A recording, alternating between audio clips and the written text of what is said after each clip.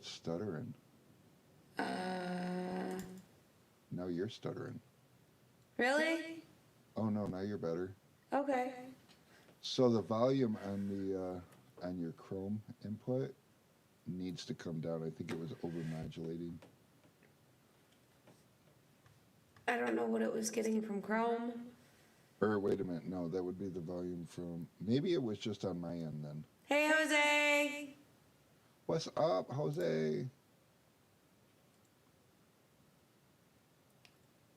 Close that.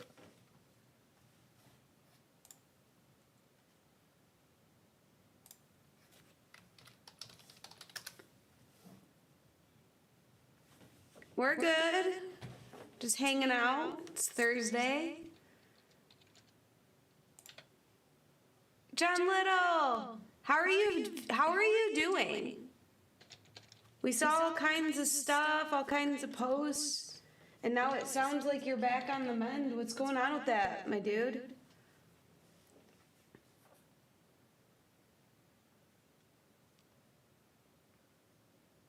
Rick, are you sharing it? Oh shoot, no. I was trying to comment. Very good to hear, John. Hi, Tim. John said that he's recovering well but slowly.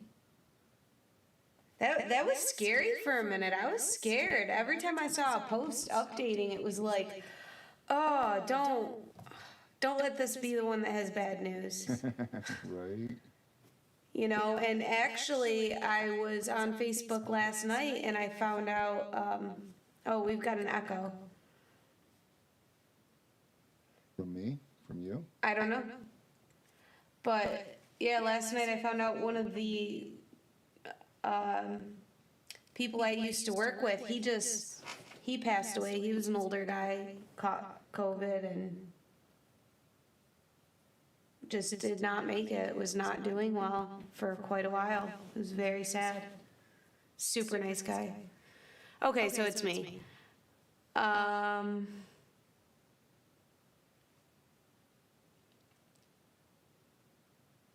Hi, Dean. Oh, let me try to stop echoing. That's all right. I'm going to disappear for a second. Don't panic. Technical difficulties. They're all the. You're crackling now. Oh, no, now you're not. Never mind. It was just for a minute.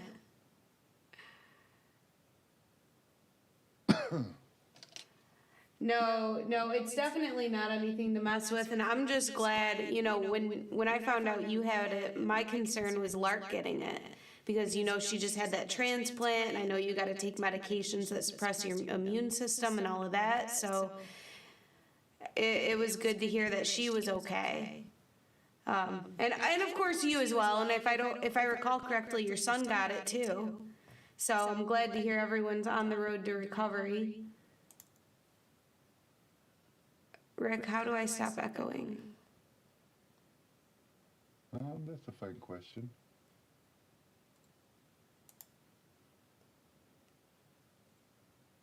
Give me 1 second, because Restream is making me verify that. Oh, come on. Select all images with motorcycles. Am I doing it? Yeah, you gotta get all the images of the motorcycles. There's even a quarter of a motorcycle. You better get it. Right.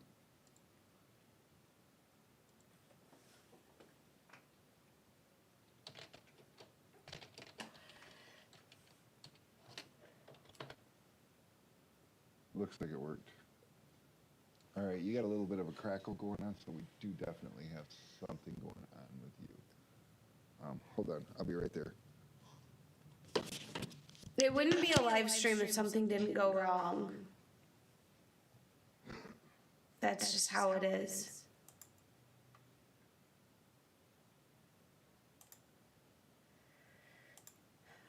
Something's glitching hard today because I can't even see that, like, who's all watching or anything like that, so. Has your echo been there the whole time? I don't know, I can't hear it. Oh, they said you're... Tim said I was echoing. Oh.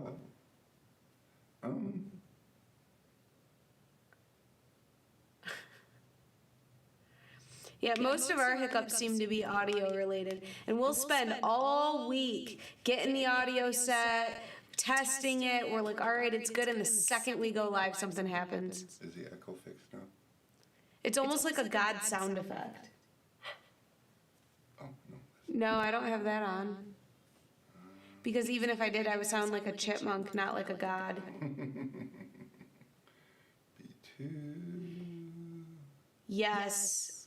Postage to Australia is absolutely insane. It is. I don't see any reason you should be echoing. Pull this out a little bit. Speak. Speak?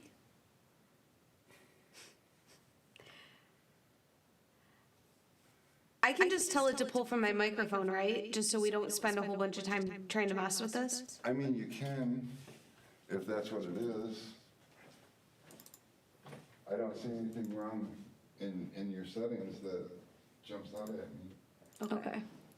All right, how about this? Is this working or am I still echoing?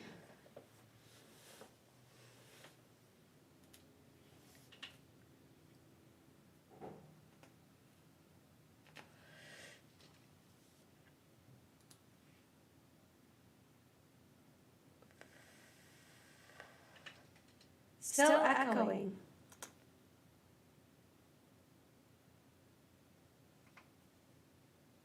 I do not know what's happening here and why it's doing this. Because I can't hear it. Hold on. Here's my microphone. All right. Yeah, see, even on my end, I can't hear it this way either. I'm wondering if it's not, well, if it was a connection issue, it could echo too. Well, poo. Still echoing. Oh, I forgot you didn't have headphones on, you couldn't hear me. Still echoing. Still echoing and you're on your microphone? Yeah. Okay. Let me look on my end. I don't understand how you're oh, you disappeared. Yes. You came back. Okay. John Little said it's not really that big of a deal. I'm still understandable. I just sound like a god. Oh, how awful. Awful. You could plug your little microphone into your headset. Oh. Switch to that microphone. Let's try that.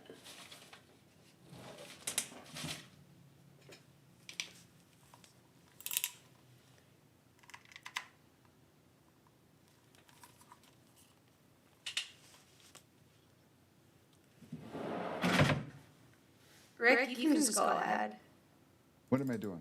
I don't I'm know. watching you.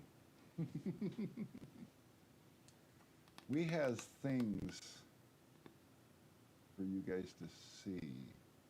We're going to be doing the things. Okay. Let me see. That does not appear to be working.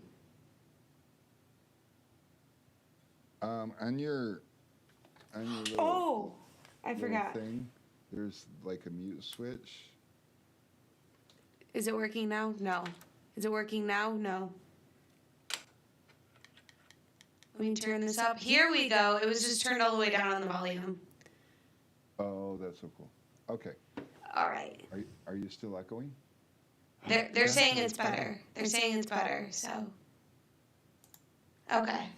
You know what it probably is? It's because your mic is so far away from your head and your room is all hollow. No, it's not. It's right here.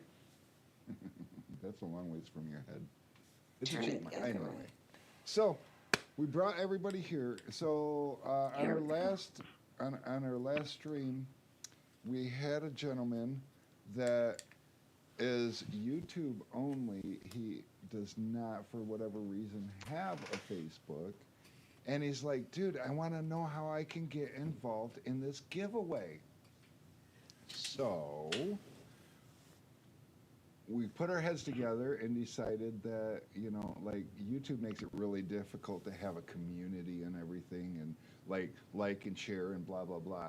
So what I think is that we're going to do a giveaway.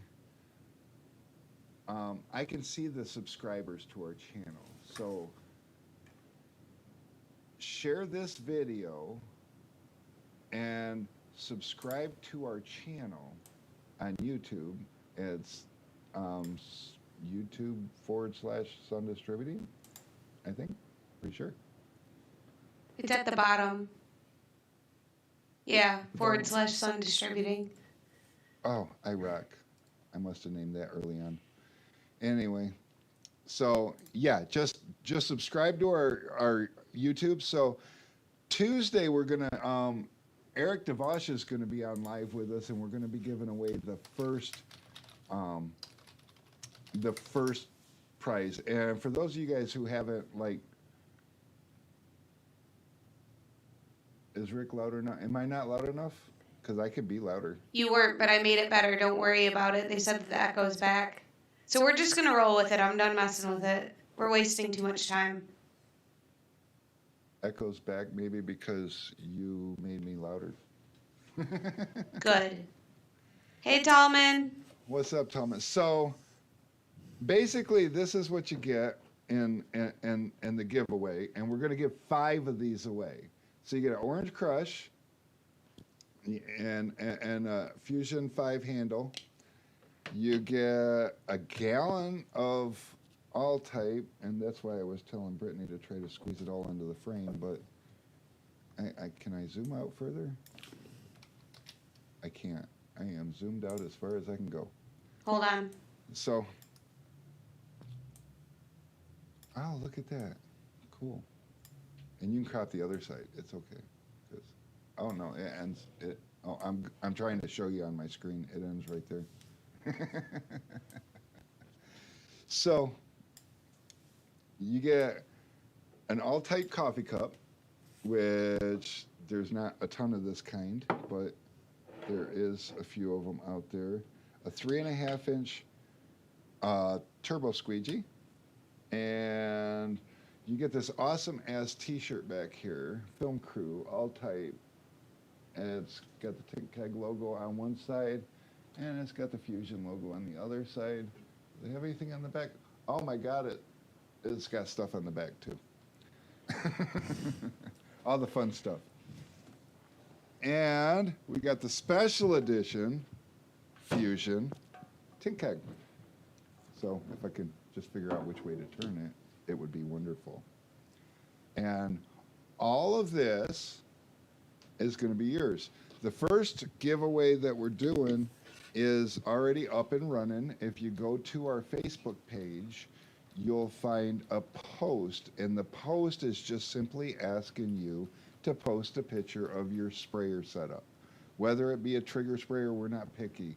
I don't care if it's, a trigger sprayer or a pump up, Brittany knows the answer to that. Poly 2?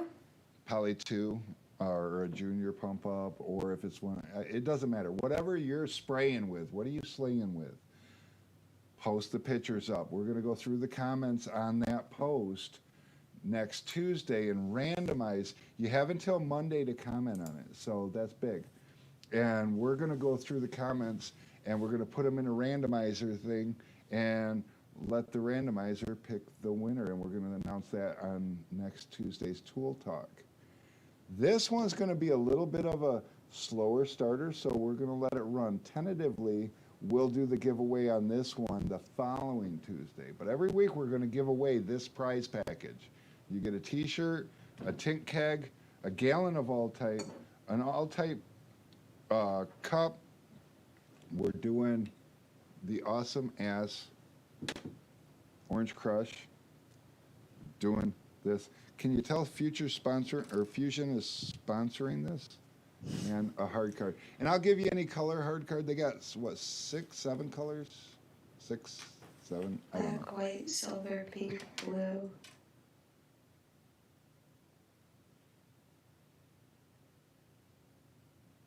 Black, white, silver, pink, blue. Red. Red. 6, I think. Okay. Of any of their colored, we'll give you whatever color you like because they all are a little bit, some are harder, some are softer. I'm not going to tell you which one you like. You can tell me which one you like, and if you don't know, then I'll let you buy the other 5. It'll be cool. It'll be fun. But we got over $500 worth of prizes here. We're given 5 weeks in a row. We're going to give one away. So I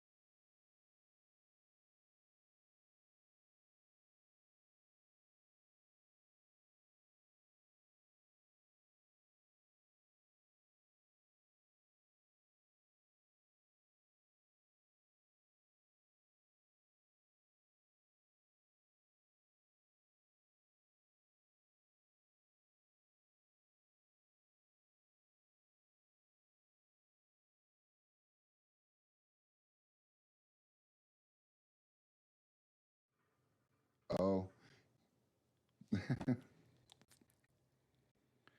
that's really Just go ahead important. and just start talking over from the beginning. Kinda, yeah, because I wow, switched to I said partway some there. juicy stuff, and I was Yeah, in the moment. you were talking about distributors bragging about what they do from for their customers. Start there. So yeah, like, Every oh my 5 weeks. goodness, no, for 4 or 5 weeks now, every week we've been giving stuff away because that's what I want to see. And Eric says he can hear us.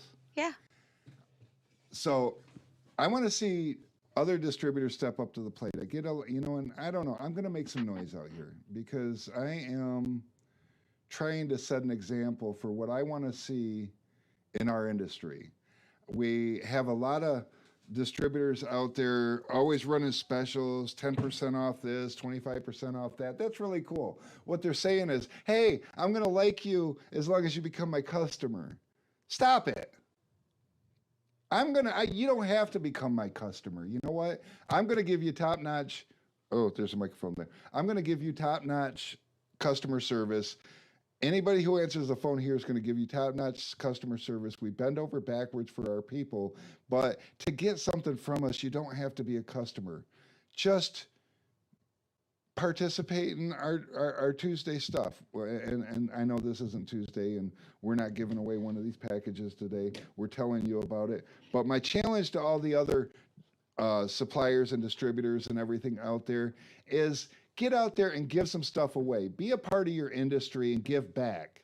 Don't just offer up sales. That's cool. Anybody can be your friend if you're spending money with them. I want to see you guys be beneficial to all the tinners out there. I want to see change. Is that too much to ask? Anybody? Too much? No? So, but yeah, Tuesday we're giving away one of these packages. And you know what? I am probably one of the smallest large suppliers out there. So, all you other guys, here's your challenge. It's a $500 prize package. Find yourself and actually over half of this price package I'm supplying. Um, so you guys do the same thing. Give big packages away. There's Tallman actually in his group. He's got coming up next. Well, not next. No, on the 26th is it? I think. Yeah, the 26th. He's going to be giving away. Oh my! He's giving the world away. And I'm a little bit inspired by him because what he's doing is just amazing as far as all the giveaways. He does, and for the people that don't know about his group, he runs Window Film Revolution, and he actually charges sponsors to be in there. Yes, he confirmed October 26th. Thanks, Rick. He charges sponsors to be in there, and a lot of people don't realize that to do what he is doing costs money, and then on top of that, and we sponsor in there also, and we gave away 4 tick kegs through there as part of the sponsorship, and just gave them a small amount of money for the money portion of it. Like more than half of the money was tink kegs, and that's what he's doing. He's giving back to the industry, and what we're doing is giving back to the industry. If you want to be our customer, awesome. We are going to treat you right. But if you don't want to be our customer, I get it, because there's a lot of companies out there that have great customer service, good products, and I'm not trying to take somebody else's customer away. I'm trying to find ways to better my industry. I've been in this industry for almost 33 years now, and I need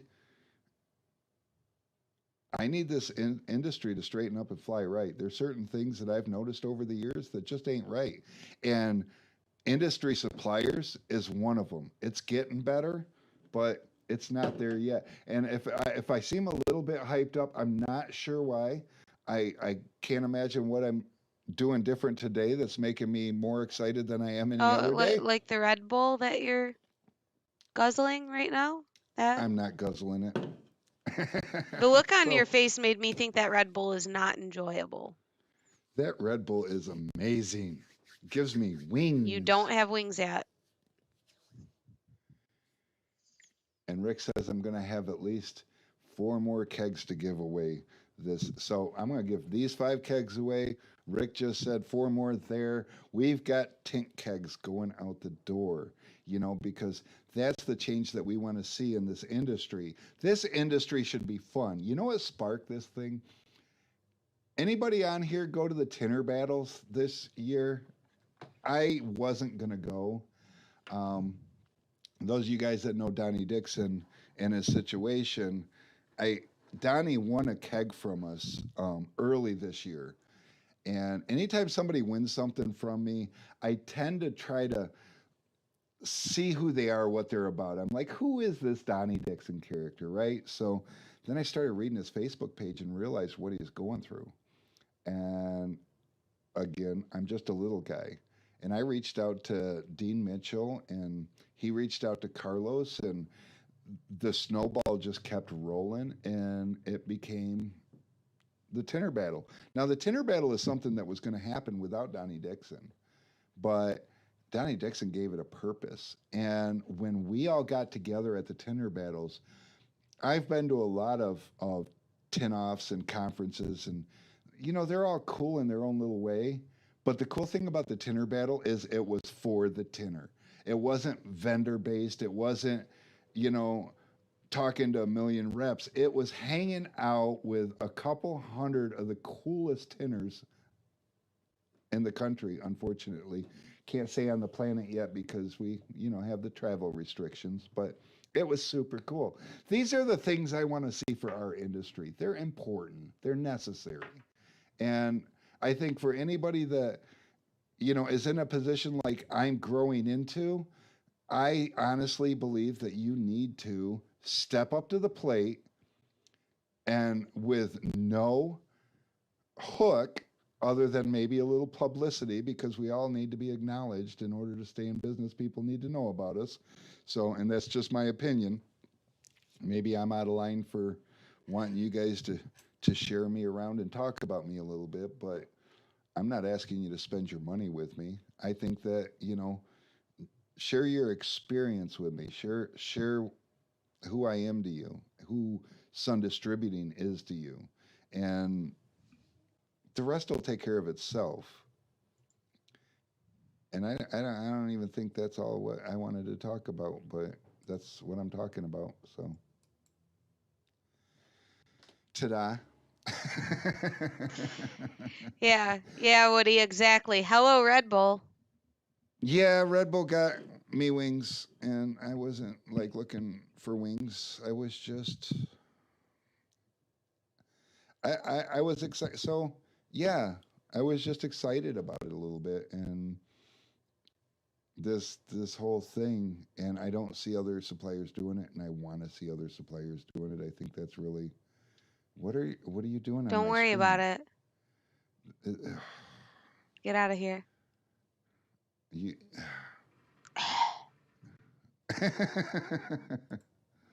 Well, you almost kind of make me feel like you're Bored? a little bored. Yeah, like circus act or something.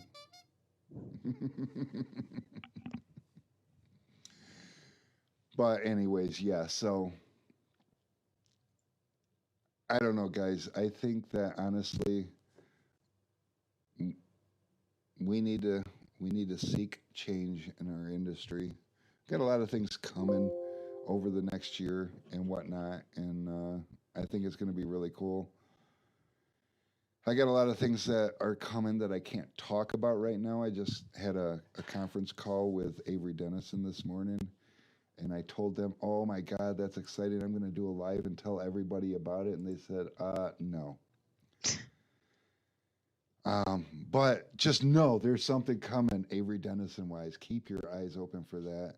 It's exciting. I haven't got my hands on anything yet, but I'm going to, and you guys are going to be the first ones I share it with because I'm curious. And like I told them, I want to do it live because I want my reaction to be natural. I want the truth to come out. I'm not a salesman. I'm not gonna rehearse how I tell you about this stuff. If I don't believe in it, you guys are gonna know I don't believe in it. And so that's what's happening with that. But speaking of what's happening, let's talk to our people. What people? All our peoples. Eric's hello, Red Bull.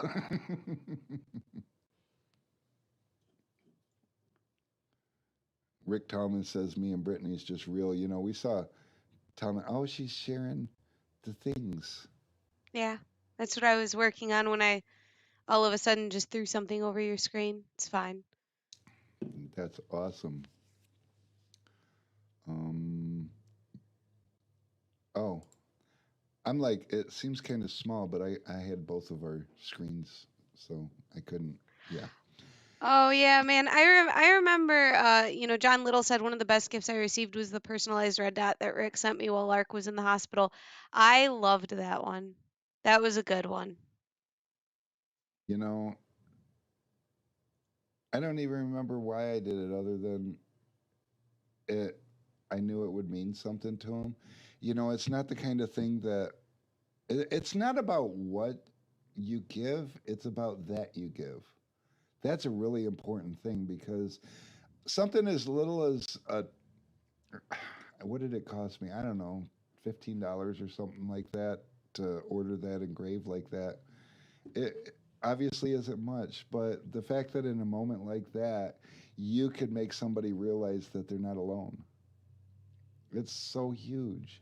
We have one customer that keeps telling us that it's really cool how we make him feel like he's a part of the family, a part of the crew. And that's what it's all about. I mean, otherwise it's just another job. It's just another way to make money. And I think we're better than that. Eric prefers Monster. Well, Monster's a lot cheaper, but Ooh, no, they've got a monster that comes in like a pink can with like flowers on it and stuff. That one's really good. I think it's some sort of like fruit punch or something. I like that one. oh, Otherwise, energy drinks are trash. okay. Just trash. I used to I used to drink the crap out of Red Bulls a lot. Now I don't very often, but Alex came in and he was like, "Dude, my vape died." I'm like, "Does that mean you're buying me a Red Bull?" Yup. Oh yeah, it's called Pipeline Punch. Ooh. It's very good. Alcohol is way better. Oh, come on. Come on, Thanks, Tallman. Jose. Tallman, why limit yourself when you can have your alcohol and your energy drinks? Jaeger bombs. Yes, that's true. But see, I have to settle for the energy drinks. You guys, I don't talk about this at all. And I see a lot of people in our industry that do talk about it. And I think it's awesome. I haven't had a drink. Well, actually, let's fast forward 4 months from that moment. I haven't had a mind altering substance aside from coffee, Red Bull, cigarettes. Um, January 29th, 2009 was the last mind altering substance I put in my body.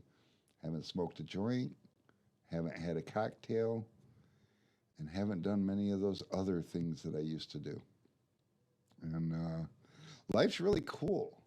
And to see people in our industry talking about how, you know, they just got a year or it's been 6 months, and it's super cool because I don't know if you guys are aware of this, but a lot of us do run into problems. I mean, we're in an industry. We didn't have to do 8, 10, 12 years of college to get some kind of doctorate degree that To be would allow massively, us. massively in debt to make some money. Right. Those guys are so damn in debt, they don't have time to think about drugs and shit. So, us, we either got it or we don't. And a lot of us will, it's like easy, fast money. And we're not refined to the point where we think far enough into the future to know that that money needs to go somewhere. So we take the money other places. And at least that's what I did. And I blew a lot and hard. And so when I see people take notice of their own lives doing what my life did and decide to turn it around, that's the coolest thing in the world. But this ain't supposed to be my life story. So Hi, I'm just Marco. Marco. What's up?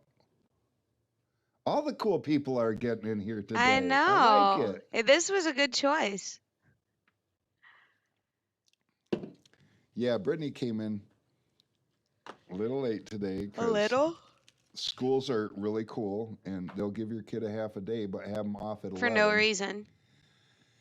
Yeah, not even sure what that's about, but Oh, no, it was for parent-teacher conferences. well, that's dumb. Yeah. And they can only get half the parent-teacher conferences done today anyway, so. So we Oh. got a whole nother day of it in the future. It's great. Marco doesn't think he's cool. Marco, come on. We need that, what is it? Big self-esteem energy. Yes, and besides that, Mirko, you teach people stuff. And that's That's cool. cool. Yeah, we That's like that. stupid cool. I understand the company that you work for charges for your knowledge, but that's cool. Still. I love that. I love the fact that you're there willing to do it and that's what you do. Some of the most respected people in the world are the people on the side of education, the people that are making the sacrifice and spending the time. I mean, I've taught people it's not easy. People, especially the further into this you get and the more natural it comes to you, the dumber the student seems. I don't know if Marco has that experience, but No, it's just, Marco's not mean like you. I'm not mean. Just because I make you tint the same window for 8 hours straight does not make me For mean. like a week.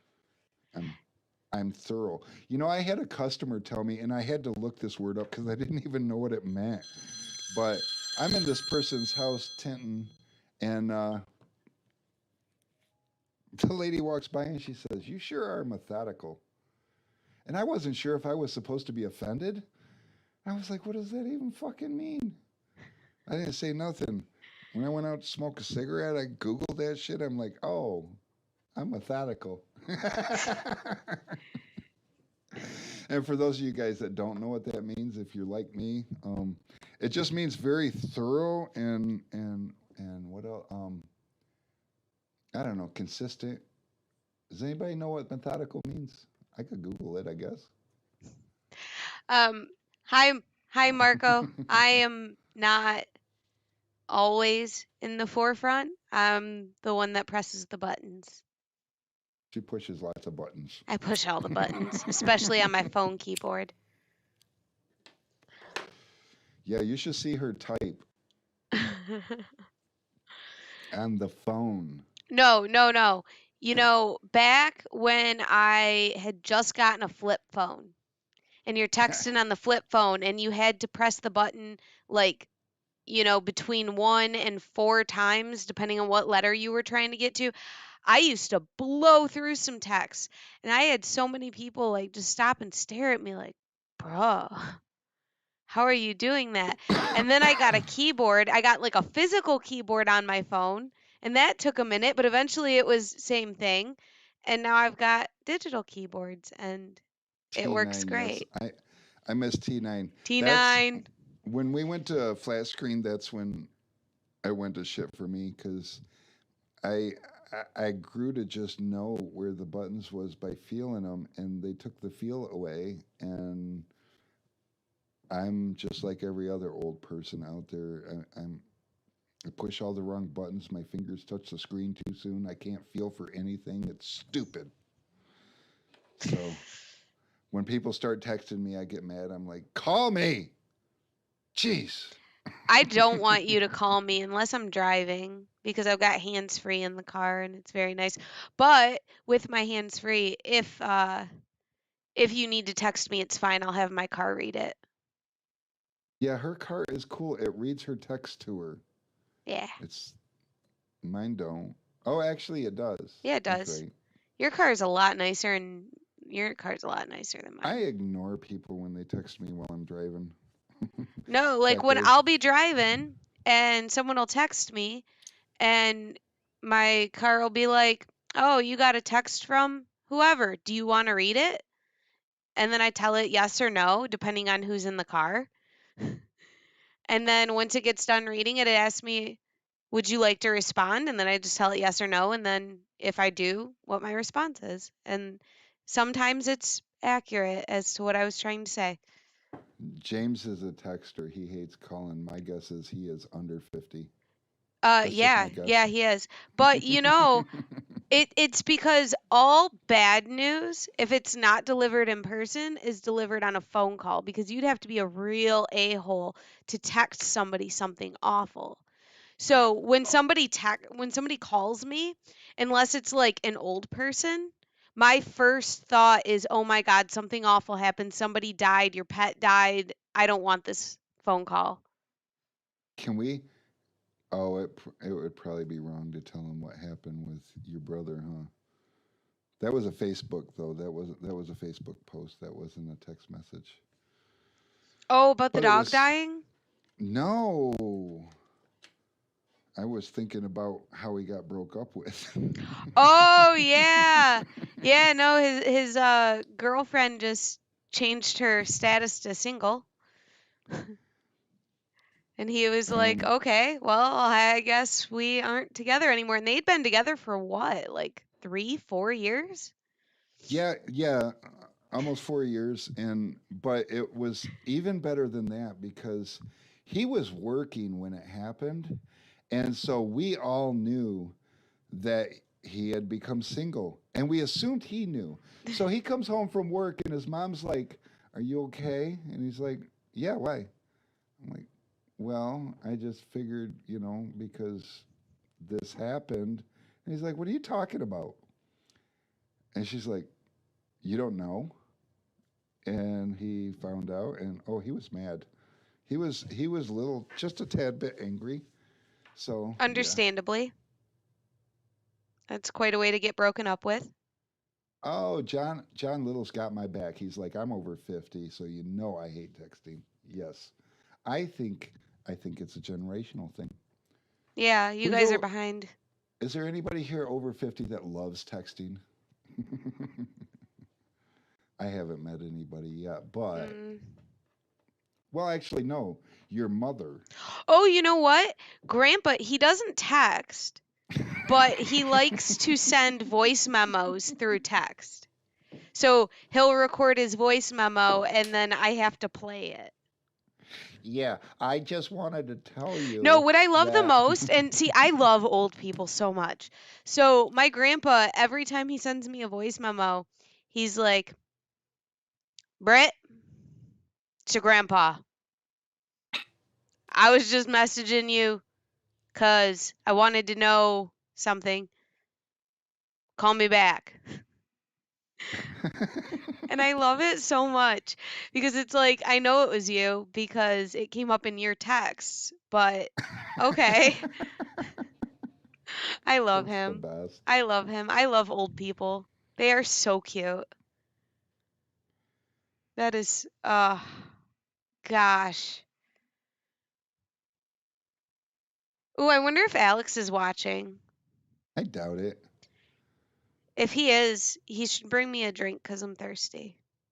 Alex! He's going to love this. Watch. Because mine and Brittany's offices are on opposite sides of the building. Yes. Brittany wants a drink. He said, yes, I'm watching. So you just had to wait for the lag No, because there's a no. delay. You should have just let the delay What's really go funny and he is would have gotten it. he just walked out of here and turned toward, no wait, where did he go? Oh, I can't see We him. have lots of cameras in the building. Well, he seems to have found, where is he? Okay, here he comes. I swear he just walked out of here and turned towards your office, though. Maybe I'm wrong. I wasn't really He was watching. I going was the long laughing. way. Oh my God, yes. Thank you. Alex is great. He brings me drinks when we're streaming and I can't leave. And he shakes them. That's it. Fired. Fired. You have way too much money on that desk for you to be opening I shot think tops. I think he was just really excited to bring me a drink and that's what happened. So does everybody know what the requirements are? How many new subscribers have I got during this video? I need you guys to go over and subscribe because that's how you get entered. And I'm gonna even do, because Eric within the last 30 days, he's the one that was like, dude, how do I'm not on Facebook. How do I do this? So he has subscribed in the last 30 days. So everybody who subscribes in the last 30 days, um, YouTube. you youtube.com/Sun Distributing and subscribe, because and don't forget to hit the bell and get notifications, because every Tuesday we do the Tool Talk Tuesday and we like to hang out and BS, and it's a whole lot better if we have interaction, because I mean, I listen to my opinion all day long. I want to hear your guys' opinion on tools. It's way more educational Ooh, for me. yes, everyone in the chat right now. What's your favorite tool right at this moment? Yes, right at this very moment. Favorite tool. Could be a new tool, old tool, doesn't matter. What's your favorite one?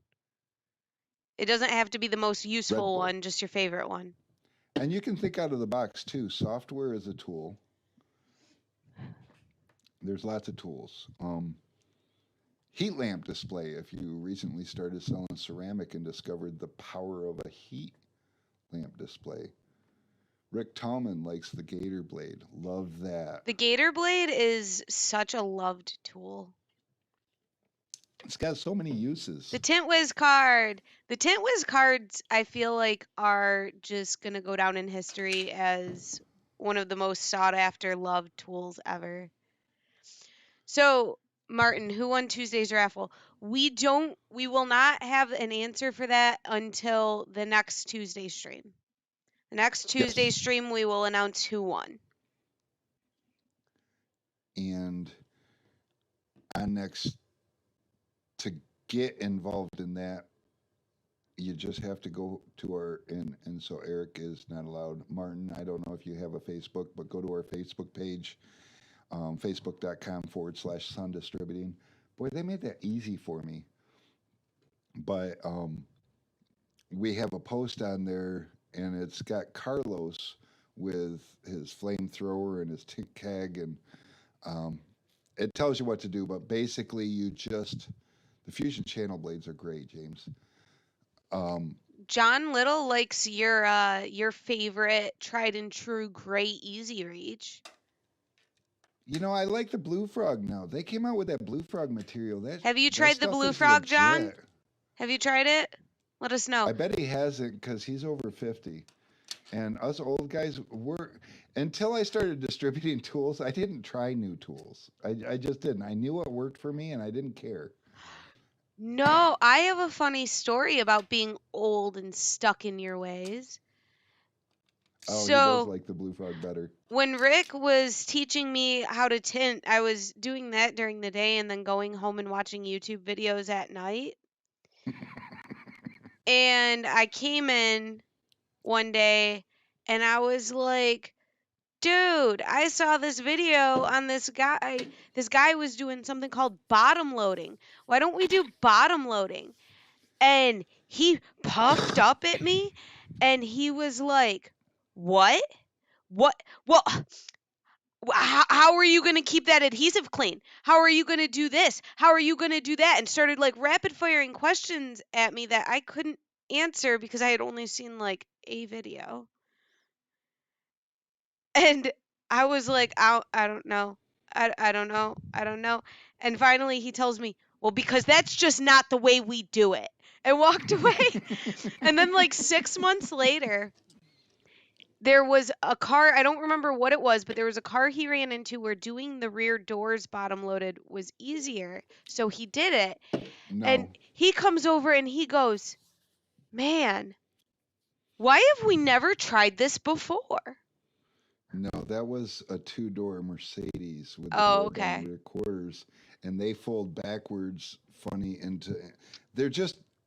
If you guys ever done a hardtop two-door Mercedes, then you'll get it. It's just impossible to get a good clean lay.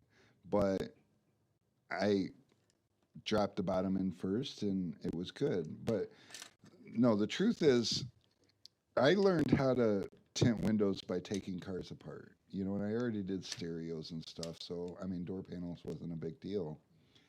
But I used to get laughed at back then because I was taking cars apart and having to do it that way, and how much more efficient I could be if I was to not take the car apart.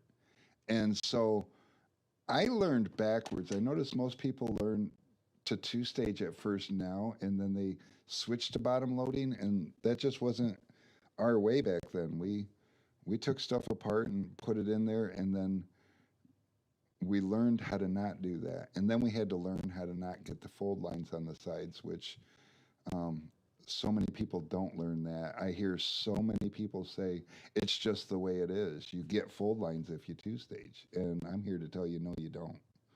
But that's something I had to learn. And I just feel funny about going back to bottom loading. It just doesn't make sense to me. But I see so many people do it with success. And Well, I feel like we've got better tools to do it now because yeah, it and has become a popular installation style. People like doing it. So then tools were getting manufactured to make it easier. the way that they build cars and put the door panels on nowadays is so much different than in the 80s and the 90s. In the 80s and the 90s, they used to hook over, snap in 1,500 different size screws. It wasn't like, I mean, God, in the late 90s when things started turning into everything's a 7 mil, it was freaking awesome. Um, but you'd have like a 7 mil, you'd have the occasional 10 mil and some Phillips, and it's like it was just too much. And then of course, power windows were an option back then. It wasn't like every car had power windows. So don't forget about the oh shit clips that you'd constantly lose because it'd end up on the other side of the shop. It just so yeah. Ooh, ooh, ooh. Okay, so we got some favorite tools in here. All Oh right. yeah, we So do. next thing What's the grossest thing you've found tinning? Should I tell I them know, the door Brittany. panel story? Yeah, because that made you make those funny noises. Oh. So I was tinning a truck. I don't remember what kind of truck, but it was a truck. And Probably a Chevy. I want to say, yeah, I want to say it was either that or an F-150, but either way. So I was tinting it. The door panel was dirty, but like it was a work truck, so whatever. We're expecting it, right? So I get done tinting it, door's all wet. I go ahead and I'm wiping it down, and I get down into like that pocket at the bottom, and I slide the towel down there, and all of a sudden I feel something slimy. So apparently the guy who owned this truck liked to chew tobacco and was spitting out the window, but like missing. And so it all collected down in this pocket. So when I got it wet, it softened up. When I wiped it, it got all over my hand, and there were many puking noises.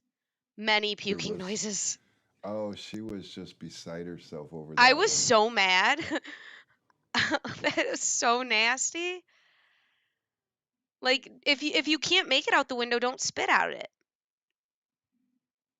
Get a bottle. Something. Take a cup with you. Ew. Yeah. Like, or if you're gonna take your vehicle and like work is being performed and you know that you're as good at spitting out the window as you are at hitting the toilet, um, like wipe it up, something, like just be courteous, common sense stuff. Oh, Yeah, how for about sure. how about finding a kilo of Coke in a brand new, straight from the dealer Chevy Malibu? Those foam blocks in the door panel, one was replaced with a brick of Coke. I put everything back together and never said a word. Wise choice. Wise choice. That's what you do. You put it back together and go on minding your own damn business. So what's funny about that one is so whoever was supposed to be getting that, there was probably a bunch of cars with that in it and they missed one. And one day the owner of that brand new car is going to get sniffed by the wrong dog. Their life is going to Oh, change forever. I And didn't even think about that. it's probably going to be some little old Christian lady on her way to church or something, you know? Oh, Oh, that's that'd be bad. hilarious. That'd be bad. I love that. John says spit cups are common in Texas. Yes. And if it Yeah. was in a cup, that would be fine. Like my brother So, chews tobacco. He uh, walks around with a bottle all the time like that. Like seeing it doesn't bother me. Putting my hand in it does bother me. when he still lived in our house, he he fastly got a new rule because he always whatever bottle's available. So whatever bottle's available is usually what everyone's drinking at the time. And I think it was like Gatorade, the dark No, whatever. no, I think it was a Pepsi bottle.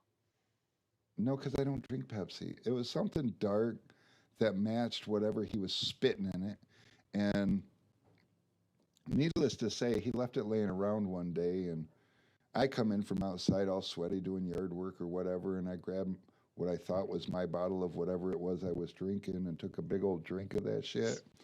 And from that day forward, he was still allowed to chew in the house and spit in the damn bottle, but the rule was he had to pull the label. So you'd then find all these, and I can't believe nobody did it sooner because you'd find all these labelless bottles half full of fucking spit. So that created a new rule that you have to throw your shit away. Though, you were outside doing yard work, you came in, you were all sweaty and stuff, all hot. At least it was wintergreen. Yeah, because that was helpful. No, that was nasty, which is Oh, why I found oh, it he so funny. he was mad. Oh, He was big mad. I remember oh, that and happening. Charles wasn't even there at the time, which is good because I probably would have went to jail that day. I mean, I was that kind of mad, and I had nobody. I wanted to abuse somebody so bad, and oh, it was the worst. Oh, it was nasty. That was nasty. What about you guys? Gross stuff you found in customers' cars unsuspecting. Yes. It doesn't count if you saw it before accidentally touching it. No, I'm kidding. You can tell me those two. Grossest thing ever. Let's go. I know we've all got stories, 'cause humans are gross. Yes, and we don't get to pick whose car we work on. You know, Not always. Some shops have set up, enough of a reputation in the space that they're in to be very selective about what they take, but a lot don't. Or right. they'll reserve it for the really, really bad ones. What's the grossest thing you've ever found, Rick? You know, it's always kid related. I don't know why. I usually laugh at people when they talk about how a car is so nasty that they end up telling the customer that they get what they get. But I had this one lady that brought me her car, and I mean, there was slimy shit on the seats. It was like so full of dog hair. And, you know, the dog hair wouldn't have bothered me so much, but it was also embedded in kid crumbs, you know, just everywhere in this car. It was almost like didn't matter who rode in the car. One of the requirements for a ride was a food fight or something. It was really, really You bad. got to smash some And Pop-Tarts in my carpet. yeah. And so that was, oh, God. Yeah, Martin, Martin, that. I'm sorry. Oh, thought I've needed to call hazmat after climbing out a few vehicles. I've seen posts like in the groups and stuff where people have found like roaches in people's cars.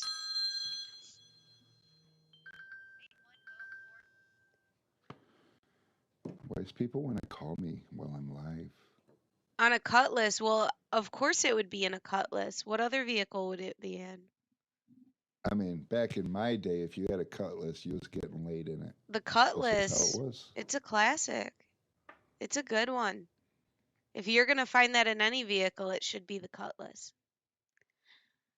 I don't know if YouTube would approve of us reading that comment out loud, which is why I didn't, because they're kind of sensitive about things that you say.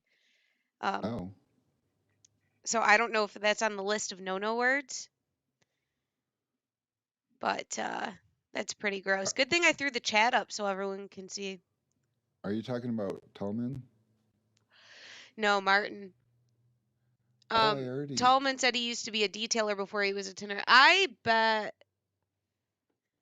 detailers see worse things.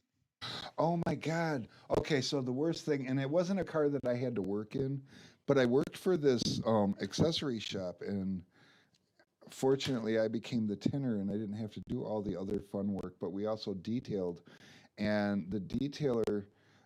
So this couple moved up from Florida, and it took them 2 trips. And on the first trip up, they spilt a carton of milk under the seat. And they just pushed through. And by the time they brought us the car, it was so bad. When we pulled the carpet up, there was already maggots under the carpet. It was the ripest thing in the world. And like I said, I didn't have to work on it, but it didn't matter because the entire shop smelled like that. It was the worst. I forgot about that one, but that isn't one that I had to work on. But Jeff, our detailer, oh my God, he kept making those funny noises, you know, those noises. Don't make those noises. Oh, does that get you when someone goes? I'm a sympathy puker. Oh, Yeah. So I've seen funny TikToks about that. I didn't realize we're going to become TikTok famous, Brittany. barf all over the side. I just said nope. No, that reminds me of my 21st birthday. But I guarantee you it wasn't that car because that car never got serviced anywhere. Um, yeah, I drank a lot because it was my 21st birthday. Who cares if it's And on a that's what you Wednesday? do. We're doing it. And yeah, I don't remember leaving the bar and getting into the car, but I do remember about halfway home puking blue tater tots all over the side of the vehicle. So, because I had tater tots and it was delicious. Not the second time, but the first time they were good. Yes, for sure. Oh, let's see what else. What other tint things? Who here has gotten to try the Captain Doodads? Let me see if I can pull up a picture of them real quick. You know, I have to get a hold of Terry or Robert and find out because I still haven't seen any. Brittany, Oh, you got some? I got 3 of them. So the Captain Doodads come in 3 different colors, made out of 3 different materials. The blue one is like the blue frog. What, the yellow? The yellow is like the yellow everybody's grown to know and love. Right, right. And like the contour and the diamond tip. And then the white one is Teflon. Yeah. And so we they're a will, touch-up tool.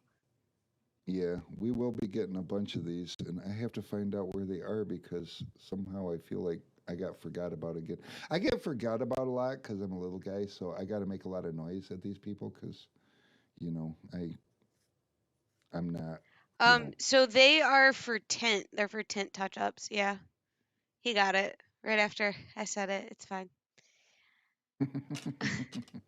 No, these things are awesome because, like, um, I had a few of them that I came back. The Window Film Pros bought a bunch of them and gave them out, and Yeah. I gave a bunch to people, and a lot of them was like, "Well, what the hell do you use this for?" And my first thought was because of this round edge, it's going to make a great touch-up tool. But then with this point, it's a good corner tool too. And you can get a little extra leverage with your finger in the hole. Honestly, the finger in the hole thing, that's like an afterthought. The company's reasoning for it was because, you know, a new tool, so you got new molds. The material they use is kind of pricey. So they saved material by putting a hole in the middle. And it kind of looks cool. But so the hole actually has a use. But they're really a cool tool. They just are, and they get they chisel really well. They handle the edges really well. They're small, so you know I'm a big um, Easy Reach fan. You know that's always been my favorite tool. Well, with the Easy Reach, that's all cool and everything, but if you wear an apron and it's sticking up just right, you bend over, that fucker I mean, oops, Brittany, where's the beep button? Uh, the Easy Reach will stab you in the stomach. It's no good, and I got a lot of little poke holes in my stomach from Easy Reaches. This don't have that problem. It slides right down into the pouch and won't poke you. So I'm really excited to get these, and I've been waiting. I feel like long enough, but then again, I'm sure you guys have noticed that here and there's shortages on this and shortages on that. You know, Right. and Especially raw materials right now.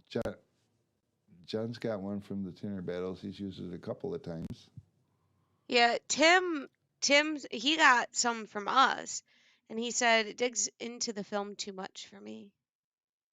Oh, which? Who said what? Where? Tim C. Johnson, he's 1, 2, 3, 4, 5, 6 comments up. You can't see him on screen anymore, but I can see him on my screen because I got my screen way better. oh, Oh, you good. can't see him on that screen. I see what you're Yeah, you can't see him on the stream. saying. Okay, I see what you're saying. Digs into the film too much.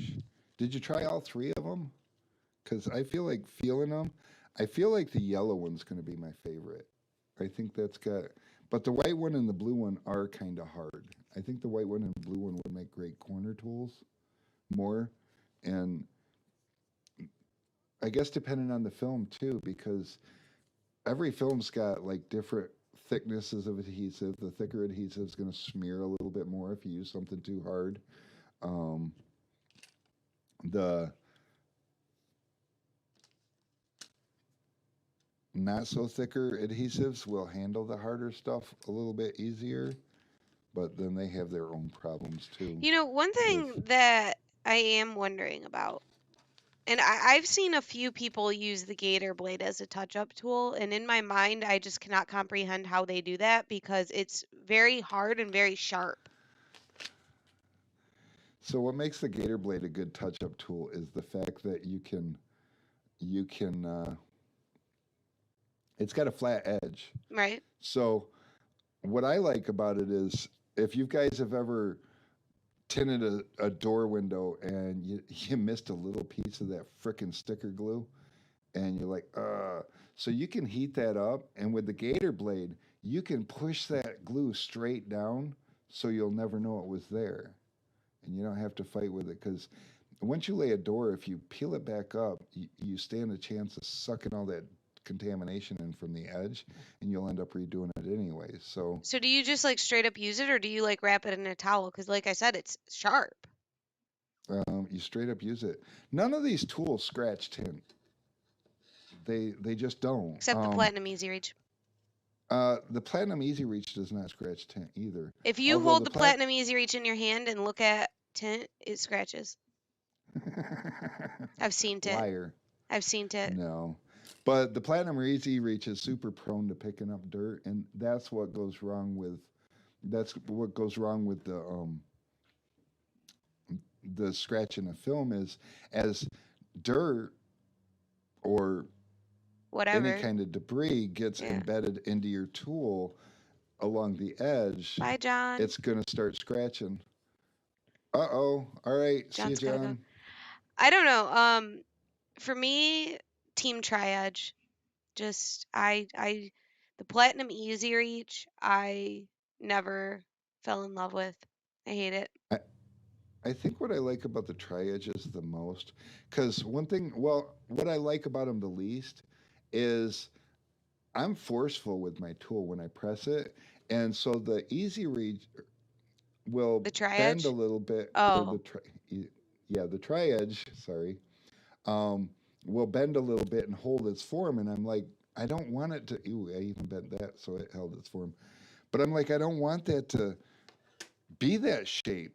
So then I bend it back, and so I'm constantly wearing on it like that. But the thing I like the most about it is because of the material, and I don't know if everybody knows this, but these purple ones, they're the blue Tri-Edge. They're just purple, not blue.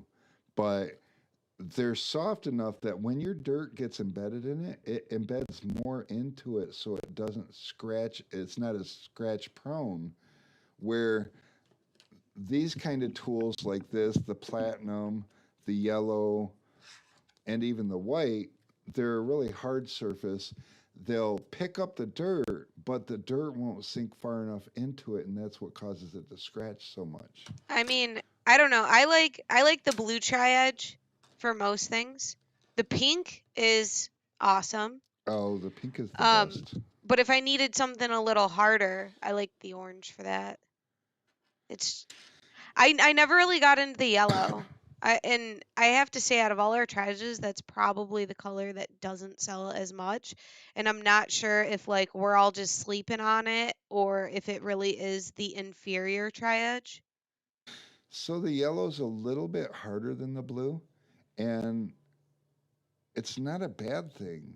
But for whatever reason, my mind tells me as far as stiffnesses and everything, I would like the yellow the most. But after using them all, I like the blue the most. It just, well, no. I don't know. For a while there, you went hard for the pink. I like the pink the most. But for a while, I didn't like the pink because I like to push my tools, my corner tools, dry on the window. I don't like to wet the window and then have to use the tool. And the pink on a dry surface is grabby. But all you really have to do, as I learned, is just touch something moist with it before you do. Or if you're like Brittany, just lick your squeegee after you've stuffed it in a customer's nasty car. No regrets. But either way, you just put a little bit of moisture on it, and it that takes care of the slide problem. But the feel of it and everything, it's a little stiffer than the blue, but yet it's still soft like the blue. It just does everything right, and it lasts. It holds up better than the blue. It doesn't wear out as fast. Although for some reason it's way more expensive than the blue. I think. I don't know. I don't even know what stuff costs anymore. Normally they're like 20, 30 cents more, but let me look really quick.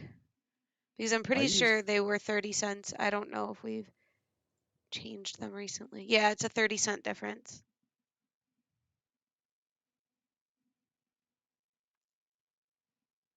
Hey, Marco didn't know something that I said. Wow. It was about the tri-edge material and the stuff Oh, getting embedded in it, I'm pretty sure, versus yeah. like the Well, Platinum Easy Reach. honestly, that's just my theory. And, I try to catch myself doing that because I don't have any scientific evidence to prove it other than use. And I like to try to figure out what and why when something works or doesn't work. And that's the only thing I can think of with that. I haven't actually asked a manufacturer because, as many manufacturers as I've talked to about things, I'm really tired of getting smoke blowed up my ass. I'm not, I mean, it seems like they're more full of it than most sales guys out there. They just want to say stuff, and I don't like that. And so I look at my real world evidence from it, and what I see is the edge gets dirty, but it doesn't scratch. And one thing that I believe that comes from the manufacturers is that the tool doesn't scratch, and I believe that because when a tool's brand new, they typically don't scratch. I don't think I've had a tool that I've taken brand new and on first pass scratched film. But I do know that some tools will tend to some tools will tend to scratch sooner than others. And again, Well, it's kind that's of like with the squeegees, Um, it's knowing what the tool is meant for and what area it excels in and using it for that. well, and A what softer hard card, yeah, it's going to wear out quicker, but it's not going to take the dents and things that a harder one will. So maintenance wise, it's not going to be as intensive. hmm But you are going to have to buy them more frequently because they are going to wear out. So if you know that ahead of time, or if you like the harder ones and know ahead of time you need to just be checking the edges before you use them, it's not so much a problem. Marco called me a GI or GL It's a or it's a G with an exclamation point, I think. I'm a G. You're a G. I don't even know what that means. It means it's a good thing. It's a good thing, It's a good thing. like methodical. Yeah. I'm learning all kinds of cool things. So I just had a premonition about this. We talked about this on our last live, and how to sharpen a squeegee. And one thing I just remembered because we were talking about edges of hard cards is with these, Orange Crush and Harder is pretty safe to sharpen on this, but when it comes to hard cards, it's just the opposite. The harder the hard card is, the less likely it's going to be successful. Like the Platinum Easy Reach is just going to stutter across this thing and ruin your edge, and you throw it in the garbage and buy a new one. So for those, you got to like either use sandpaper or just buy 10 packs. But the softer ones, like the tri-edge stuff, oh my God, it works so well on them. You can just swipe it and you got a brand new. And the reason I like the hard card sharpener over the sandpaper, because I used to sand stuff, but I noticed when I started using the hard card sharpener, just like where it comes out of the package with a nice squared off edge, I love that edge. That's necessary. And when you start sanding it, you tend to round that edge over and the tool becomes less effective. So I sharpen it and I keep that factory squared edge every time I sharpen it until it gets, I mean, these things get really small if you don't realize you're doing it, you Okay. know. Martin asked, there was a post on Facebook that someone uploaded a pic of different kinds of shanks. I too uploaded a pic. Question is, what are your thoughts on it? Do you know what group that was in? I can try and look real quick, but So shanks are not made for us, and that's just the truth of it. They are not made for us. They are made for artists. So we repurpose them and use them. So we use the ones that we do because they're skinny, they're thin, and they have, I don't have a shank, but they have like a wider piece that kind of comes out and that helps in holding the seal. We like how the handle is angled as well because it keeps it really out of your way. Um, so, I mean, it depends. It depends on what that specific tool looks like because some of them have different handles, some of them aren't as wide, some of them are thicker, things like that, and that's all going to affect how it performs. We found out the hard way to um, not cheap out on those because we tried to order a bunch and they were thick and hard and the handle didn't come out as much and they didn't have the little nice wide piece to hold the gasket back and it was awful. It was awful. They are not expensive. Not expensive enough to justify cheaping on them. Hi, Mr. Gonzalez.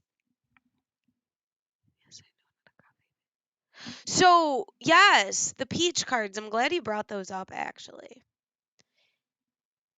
Okay, Rick, you're back. I'm back. So, Mr. Gonzalez here says the Peach series is not that bad. They're pretty firm. And yes, I know not a crowd favorite, but I only think that is because of the price. I do think that the price has something to do with it. I think Um, the price has everything to do with it because I think the peach but material is awesome. and I don't God, I don't know if I want to say this on a live stream. So, the biggest issue that we were having people come and complain to us about is getting them right out of the package and trying to use them on something and them being sharp. Yes. And I'm not sure why that is because they're supposed to be hand polished just like the Blue Frog is. I don't know if that's something that they like stopped doing over time or what the deal was, but these days, yeah, normally when you get them, they're very sharp. So you might want to just sand them a little bit right before you use them, and then they are A plus. A lot of people really love the material they're made out of. It's just, if you don't know that that's a normal thing and something that you should do before using it, and you go and scratch a window, people get mad about that. And then it will turn them off from that tool in the future, even though it could have been a tool that they really loved. Great try. Somebody put spots on my glasses. Hold on. It was probably you. I don't think so. Stop spitting at yourself when you talk.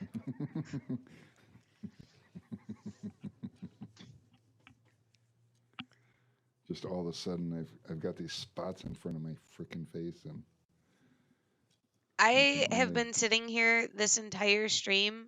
There's a huge, like, swipe across my glasses. And I'm just sitting here, There's just headphones on my head. I won't let my glasses go in. looking through Got it. it. Yeah, I don't know where mine came from.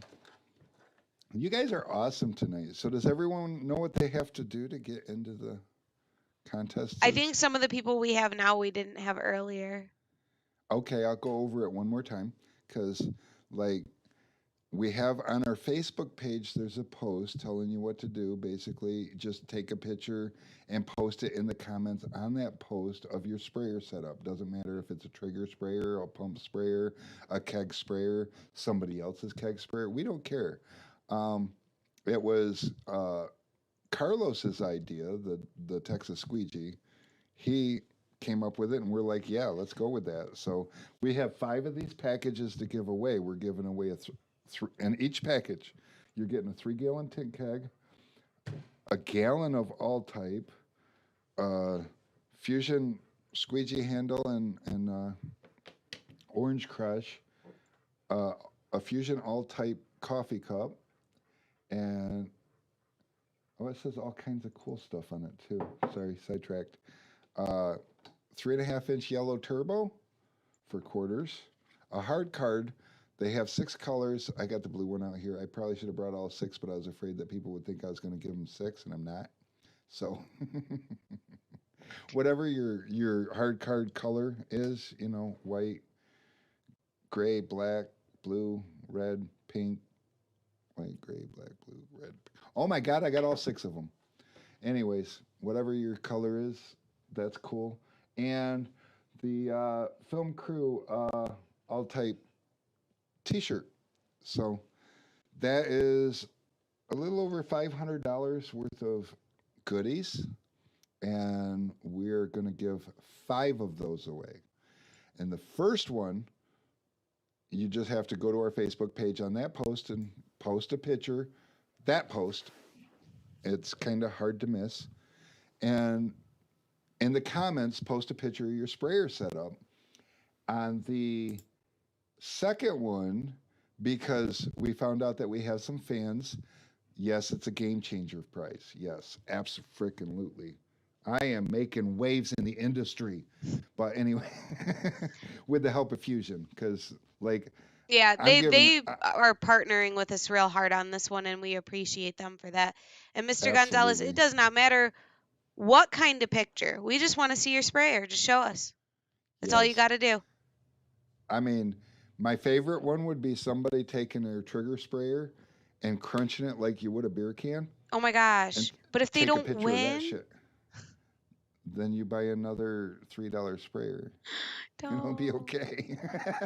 don't. No, don't break your tools trying to win because your pitcher is not what's going to determine the prize is going to be awarded at random. We're going to put all the names in a randomized generator thing, and it's going to pick one for us. So it just whatever pitcher your sprayer set up. What are you slinging with? So that's the first one. The second one is going to go at least a week from Tuesday. So you got from now until at least a week from Tuesday to subscribe to our YouTube channel and share our YouTube channel. You know, I mean, just you don't sharing. It's not a requirement. How many entries? We're only going to put everybody's name in once. You can enter as many times as you want, but we're only going to put your name in the randomizer once because Yeah, fair. we've done contests in the past where people were like, "Oh yeah, you didn't limit the number of entries? Well, I'm going to enter 15 times." And while that's very funny for us behind the scenes, it's also like sometimes, especially when we have to put names into something. I tell you what, if y'all want to buy raffle tickets, then I'll let you have as many entries as you Yeah, want. we've done that before. But Back what, 3 years ago? Actually, yeah, 3 years ago now, we did our breast cancer tent keg. And for that, we allowed raffle tickets to be purchased, and then all the proceeds went to a breast cancer charity called Casting for Recovery. So in that case, yeah, enter as many times as you want because it's for a good mm, cause. But when we're when doing it it's for free and free, for fun, no. when it's free and for fun, we want it to be as even as possible. Maybe So we'll do some raffle tickets for one of these giveaways because we do have 5, and so far we've only determined how to give away 2. So a raffle isn't a bad idea. Maybe we'll pick a nice charity or something and go for it. oh yeah, and for those of you who are just joining us or just joined us, you know, I also put a call out to all the other suppliers out there, big and small. I don't care who you are. You know, step up to the plate. It's time for us to start giving back, and that's why we're doing this. We're not, you know, I, like I said earlier, I see so many people or so many companies, you know, just offering so much off, a discount here or there.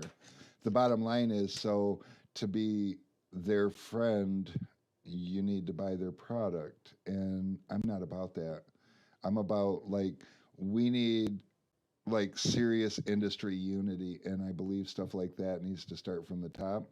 We shouldn't make the customers make the first move to, you know, let's do this together. So I'm giving away with the help of Fusion $1,500 in prizes over the next 5 weeks. And there's a lot of manufacturers out there. So distributors, suppliers, manufacturers, reach out to people that. Actually, Rick, it's 2,500. What did I say? 15. Oh well, see, I'm trying to be modest. Oh, wait a minute. No, I'm giving away Humble brag. 15. Oh I, yeah. I Yeah, I'm because giving the away rest is 1,500 fusion. in kegs. So yeah, but I mean, do that. Partner up with somebody, and I mean, geez, God, I feel like I want to call them all out by name too, but Probably uh, that'd shouldn't. be that'd be bold, I don't know. and Like the they would get distributor mad. game is a little weird because They all you're hate very us. careful publicly. Um, but behind the scenes, especially when you're a small distributor just starting out, there are not a lot of people that are nice to you. And you have to, So it's kind of like those people that are like, "Oh, I'll only be your friend if you have more Instagram followers than me." yeah, So you have to get to a pretty decent size before any of them will even take you seriously, minus like a couple. oh for sure. So it's kind of a weird dynamic, and you don't realize it's going on until you start seeing the stuff behind the scenes. And Well, then it's kind most of like, oh, most other suppliers they don't know how to take us, and a lot of them are really taken back. Like, um, I guess I could probably share this a little bit. Avery Dennison, we're an Avery Dennison distributor, and I became a distributor back when Haneda still owned themselves, but then Avery Dennison came in. So Haneda was a relatively small company, and I bought a lot of window film, and I strong armed my way into becoming a distributor, and so that was cool. But with Avery Dennison, they're much bigger, and they go out for much bigger fish.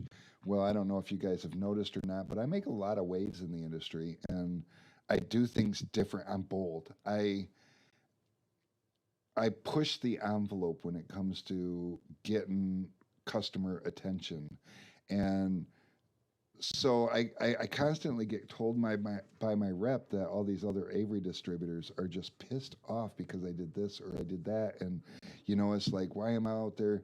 And he just tells them, accept the challenge, just follow his lead. And so most most of the bigger guys don't like us, but then we'll get in a position where, especially during these supply shortages, like we a lot of the flat glass films will drop ship from Avery, and so we'll order something and they'll be like, "Oh, that's out of stock," and it's like, well, we've got this big long list of Avery distributors across the country, and so we'll just go down the line, and we found this one supplier. He was like, "Well, I can't be sending your customer my film. I need to make money on it too." And we're like, "Here's a credit card. Charge us whatever you need to. It's not about that."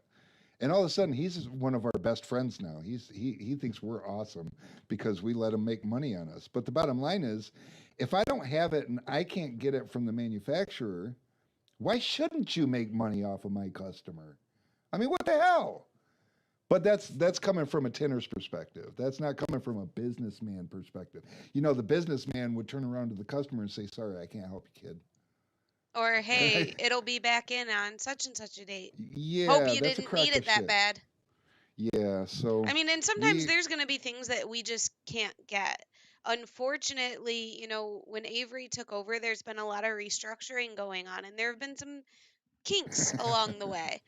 couple. And one of those kinks is, unfortunately, them discontinuing films and not saying anything to us. Hmm. So we keep selling it because we don't know it's gone.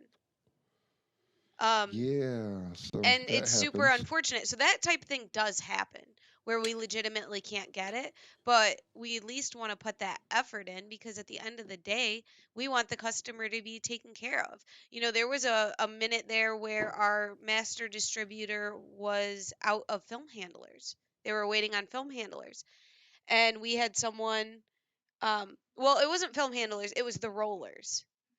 Yeah, So if six you inch buy a roller. film handler and you intend to use it for security film, you have to buy 6-inch rollers because the security film rolls are larger and you also need it to be taller because the rolls are thicker. Um, so they bought a film handler. They bought 6-inch rollers because they've got a big security film job coming up. We couldn't get 6-inch rollers.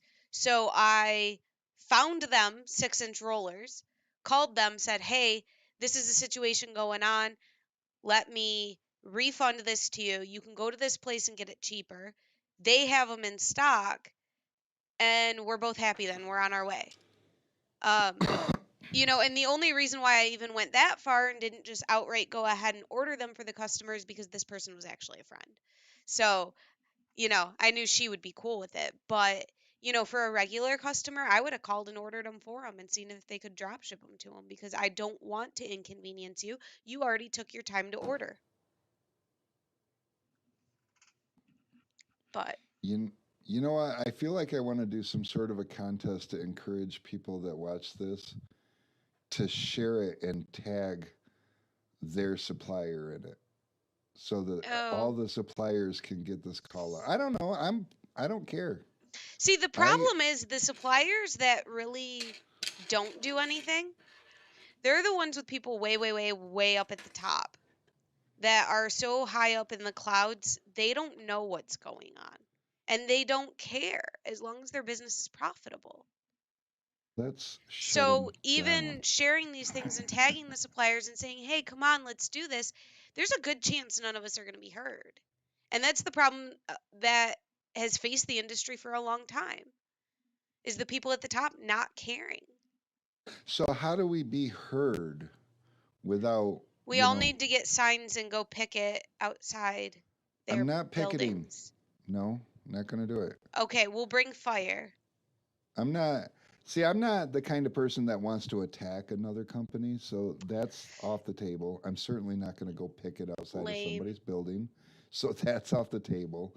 But we do. I mean, this is a movement that needs to happen, and Marco's been in here, and he's a great sport. But then again, he's with Expel, and Expel is probably an exception to this rule Yeah, because Expel doesn't make it real known of a lot of the things that they do. but They're they a make lot big behind moves the for scenes. people in the industry all the time.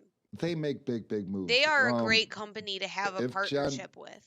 if John Little was still in here, he would tell you because Expel was probably the largest contributor, and Well, not just Lumar, not just contributor, but what they did, you know, with the events and everything, as far as going out of their way physically to help the situation and to help bring awareness to the situation so that we as an industry could come together, and that's what this is all about. I hear people all over Facebook scream unity, and other than one little blowout I had with somebody right at the beginning of COVID, I went on a group and I showed my ass, um, metaphorically speaking.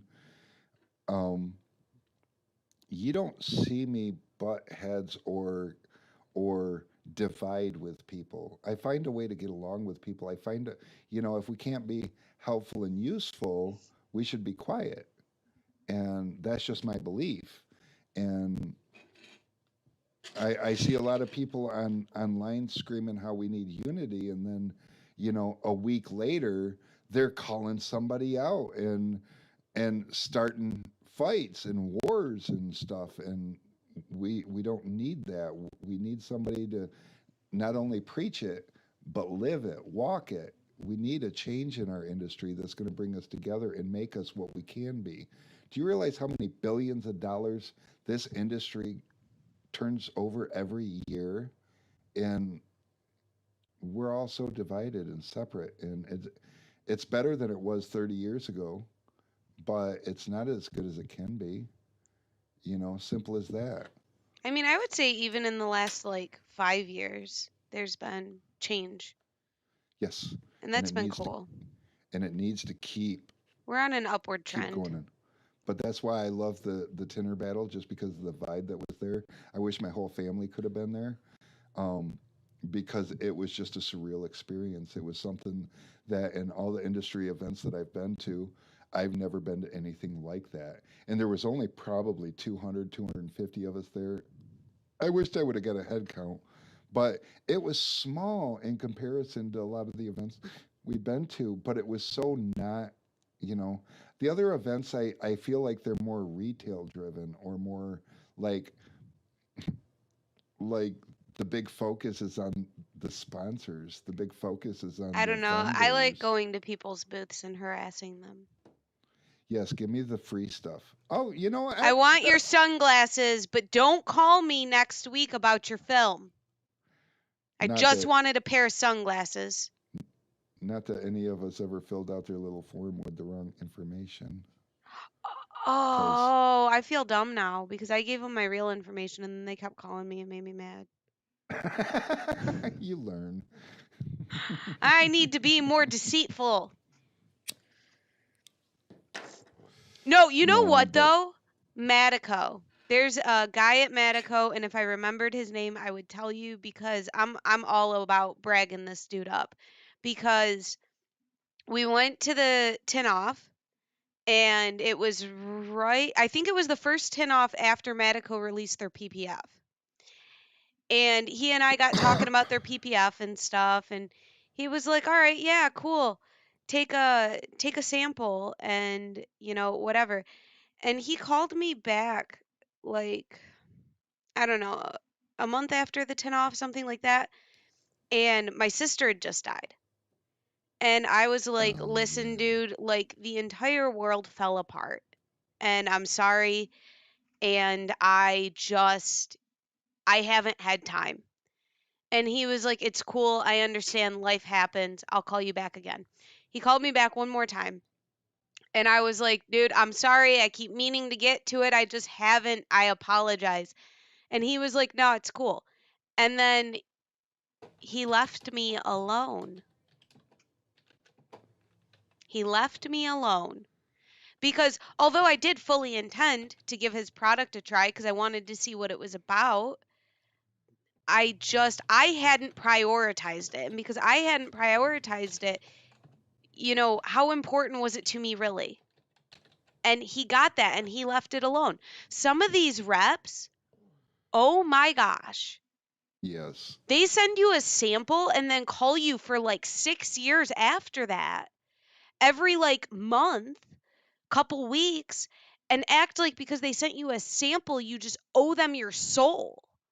Can we talk about Reno Joe? Oh, I said somebody's name. But We don't do that.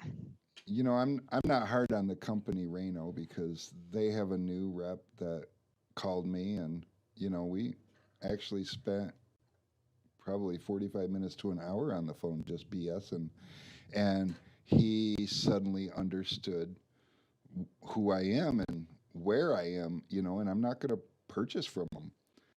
Reno Joe, and I think a lot of people know Reno Joe because he was just that guy, and he really was. And I don't care if he's watching and he sees this, and he's just that guy. Tallman, you can't call me right now. People calling me, but so he called like almost weekly, just bugging us, and I tried to explain to him, at the time I was a Haneda distributor, and I'm like, I don't have a use for your film. I mean, I am wanting to become a distributor, and maybe if your film's any good, I could distribute it. And he's like, well, we're really not looking for distributors. I'm like, well, then, but he would call and call and call. And finally, one day, I'm like, fine, if it'll get you off my back, send me a roll. I don't care. So he sends me a 10-foot sample of S9, which is supposed to be their wonderful ceramic stuff, which I still have it sealed on a shelf. To this But day. to this day, and that was, oh God, 5 years ago.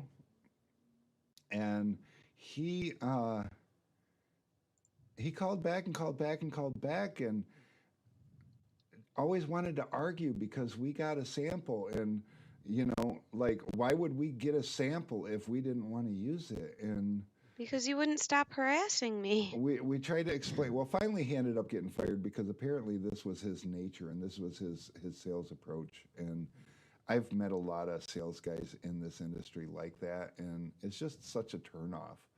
But um, this, I wish I could remember his name too, but I only spoke to the guy once because he is that guy that listens, and I explained to him who I was and why I wasn't going to buy his film. And he's like, cool, and we talked about the tint kegs and he's like, yeah, I didn't realize that was you guys, but I tell people all the time to go to tintkeg.com. You guys got the coolest Love kegs. him. I'm like, I don't know him, but I you love know, him. it's He has it's good cool. taste. It's He has super good cool. taste. He's a good guy. But yeah, so I love the I love the I love the Reno rep. He's real. He's like real people. And don't get me wrong, reps do need to, it does take a bit of tenacity, but not forcefully. I mean, be a friend.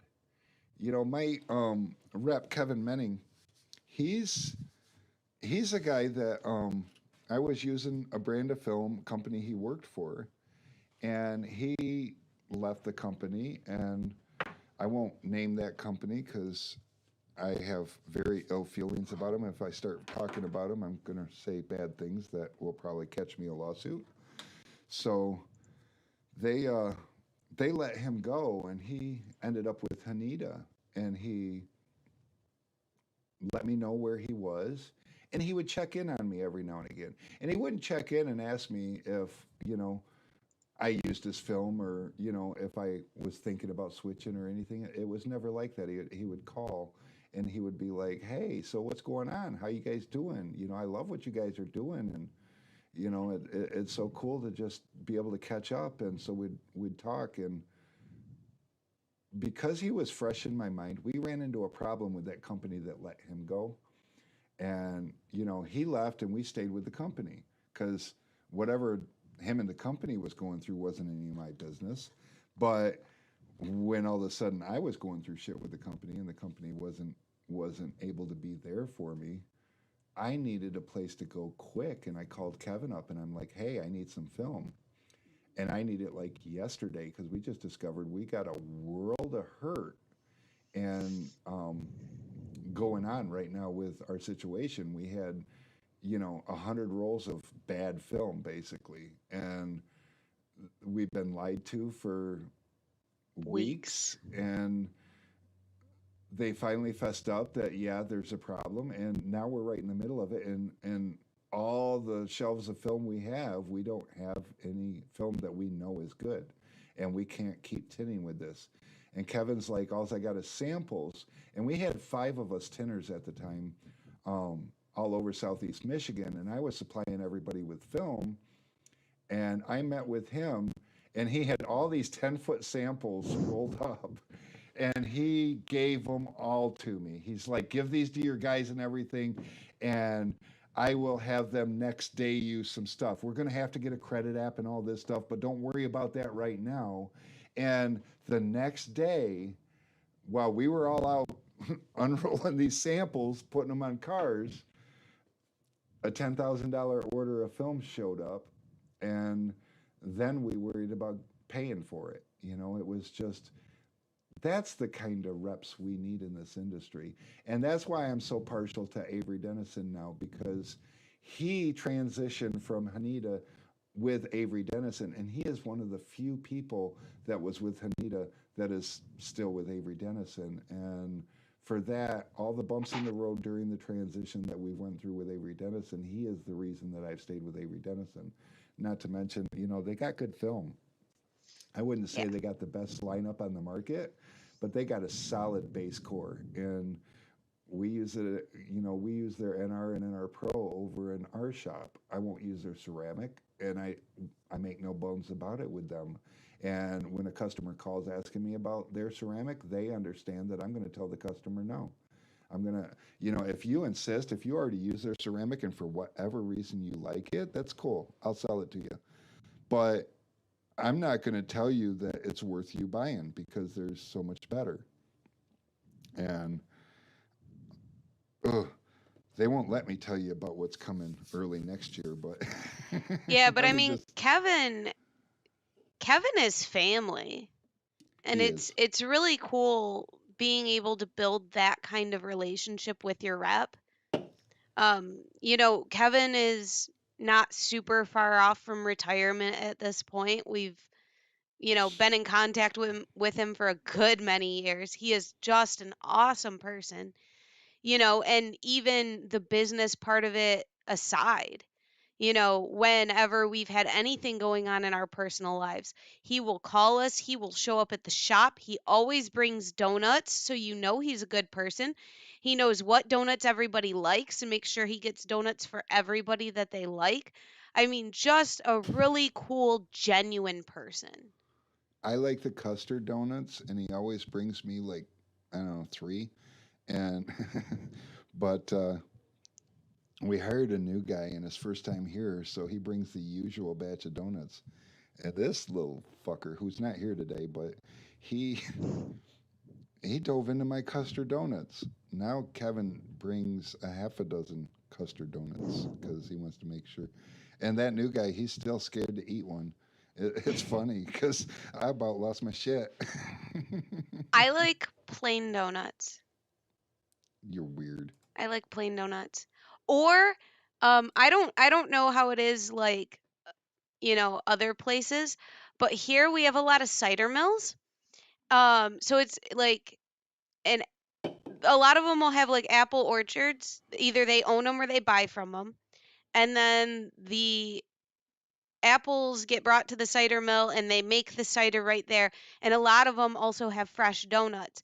And you can get either warm plain donuts or warm donuts that have like a cinnamon sugar powder on them.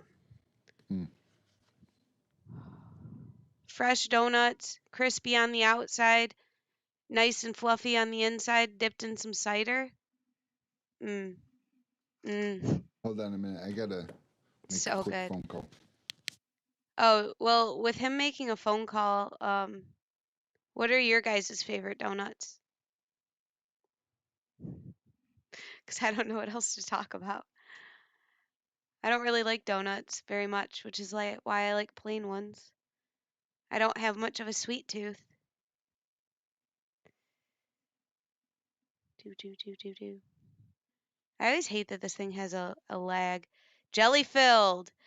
Oh my gosh. Hold on. Let me show you guys something.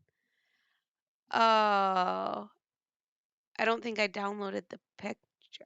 Oh, it's on my Facebook. Hold on. Let me find this picture for you guys. So I got married. Oh, shit. When did I get married? 2 years ago. October, 2 years ago.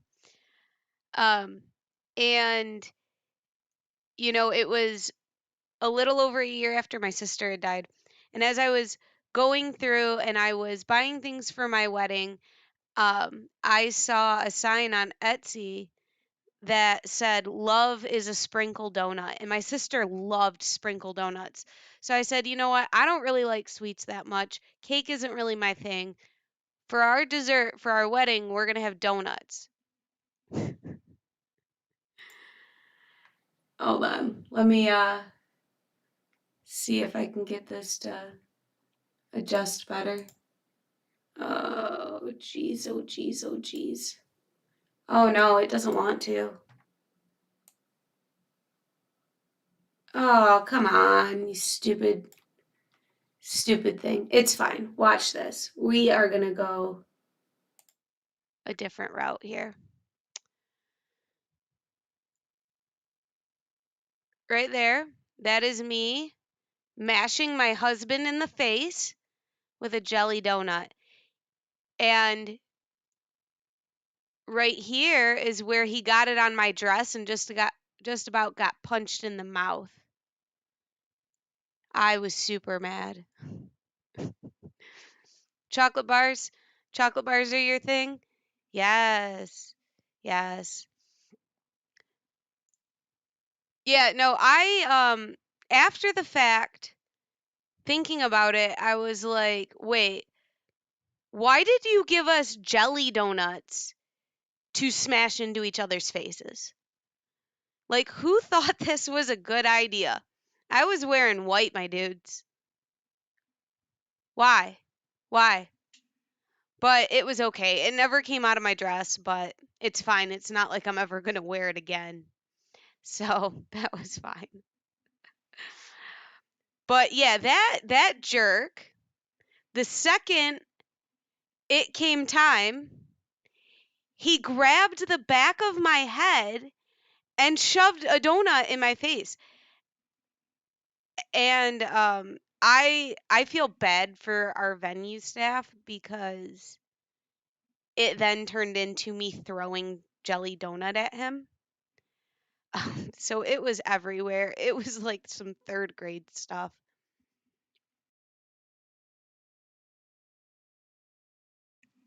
My dudes. Oh yeah. Oh yeah. No, dudes and my dudes and anything about dudes, that is how I talk. And it's funny because I never realized how much I said it until my 12-year-old son got a little bit older and he started talking just like me. And then it was like, "Oh, maybe I do say that a lot." Shoot, I don't know where Rick went, and he's the talker here. I don't know what to do now. I don't know what to do. Show me your dogs. Oh wait, you guys can't. This is lame. You guys can't show me your dogs.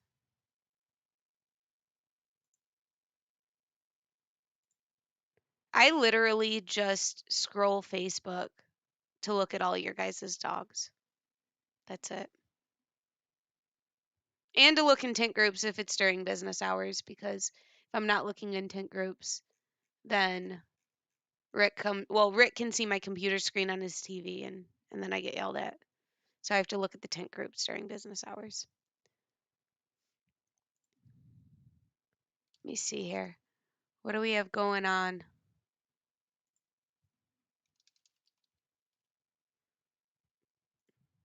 Are you guys excited for next Tuesday for Eric coming on? Because I am super pumped.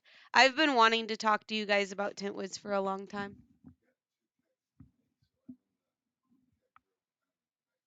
Okay.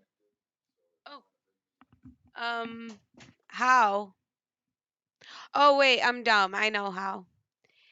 Eric from Tintwiz, our dude. I'm so pumped. I love Eric. You want to talk about somebody that's doing good things for the entire industry and really making a difference for people? I mean, he is just top notch. I freaking love him so much.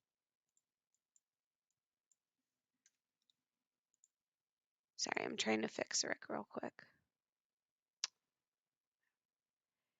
Oh, dude, I'm pumped. I went on Tintwiz actually, or I'm sorry, Tint Wisdom once. I don't remember which episode, uh, but it was a thing that happened once, and it was very, very cool, and we had a lot of fun. Yeah, yep, Marco's been on Tint Wisdom a few times. Few times.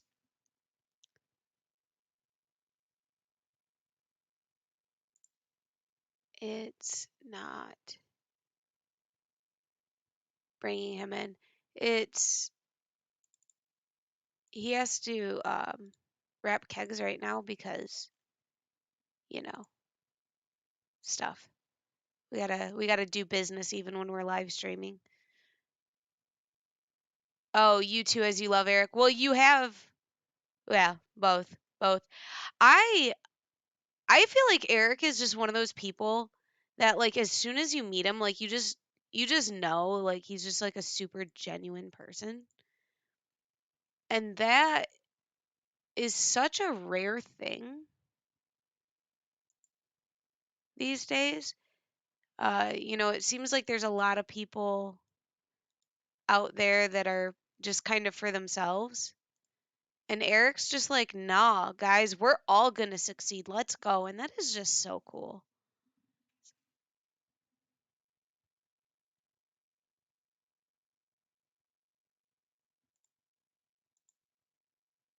Come on, Rick. I can't. I don't know. I can't get him in here. It's not working. Oh, let me hang up on his other one and see if it works then. We haven't trained for this, so. Oh, and his stuff's being all laggy. He's bleeping in and out and all kinds of stuff. Ah! I accidentally made him full screen. Come on.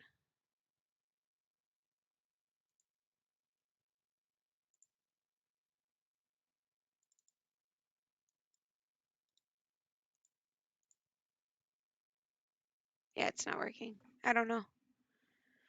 Oh no, he's missing. But he's wrapping kegs. Oh. He's wrapping kegs.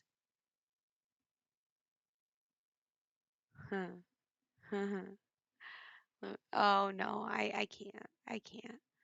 I was gonna go into the security cameras and we were just gonna watch him from behind. It was gonna be fine. But actually, I don't think that's a good idea. So, and maybe somebody knows what happened um over the last like 24 hours that all these posts started popping up about stuff like, oh, when you're almost done installing and then you crease it. I've seen like 4 of them. What happened? Like, did I miss a conversation or something? I feel like I'm not in the know.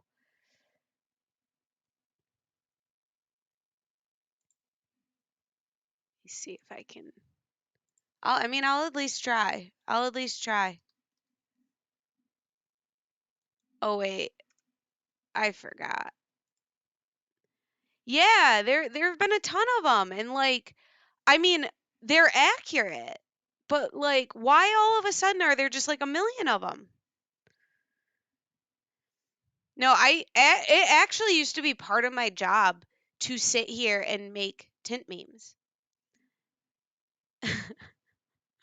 You want to talk about living the dream, getting to make fun of various aspects of this job? Like, who can even beat that? Because, as you've all seen, I have a stunning sense of humor.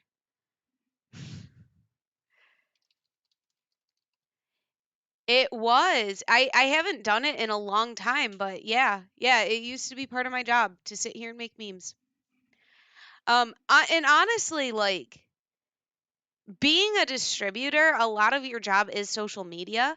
So most of the time, outside of answering phones, um, a lot of times my job is to sit here and check Facebook messages and emails and live stream and try and help out in the groups where I can and, maintain contact with our master distributor and um, our manufacturers that we work with and things like that. So a lot of my time is spent at my desk doing basically what you guys are watching us do right now. Sitting here. Rick and I are always on our headphones with each other, even when we're not live streaming, because I'm not getting up and walking across the building to go talk to him. That's just not a thing that happens. Um, so yeah, he and I just sit here and BS all day. It's a good job. We like it. All right, let me see. I think I have to do this. Link to Windows. So our oh, what's up?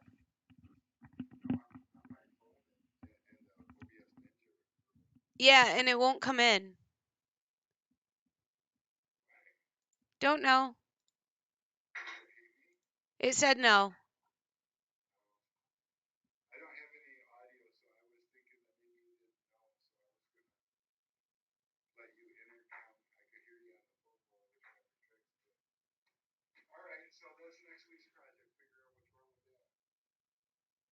Yeah, I don't know. Now it makes me a little bit worried that when I try to bring you back in when you get back in your office, it's not going to work.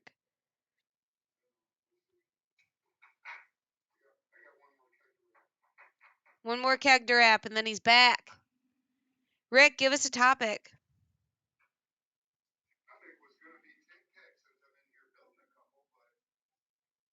The Bear Claw Donut. Yes. Well, we were talking about donuts, Rick. Don't worry about it. This is my stream now. We talk about what I want, which is donuts. Um, yeah, donuts are cool. Donuts are good. But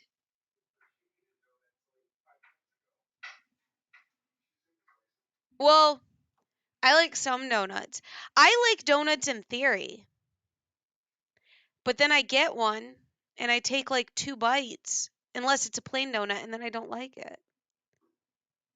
Voodoo Donuts in Austin is fire. Do they make, oh, there's a place around here that we ordered from once on Grubhub, and I don't remember what they're called, but they make donuts like the size of dinner plates. And it's like $25 for a half dozen donuts, but each donut is like 4 donuts. And they make these big gigantic like cinnamon rolls and all kinds of stuff. Hold on, we got to look up Voodoo Donuts. Yeah, which is fine. Oh my gosh. What? See, the only place in Texas I've ever been is San Antonio. I've never been to Austin.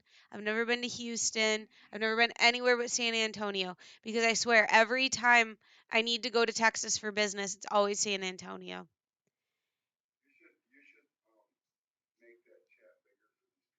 Make the chat bigger.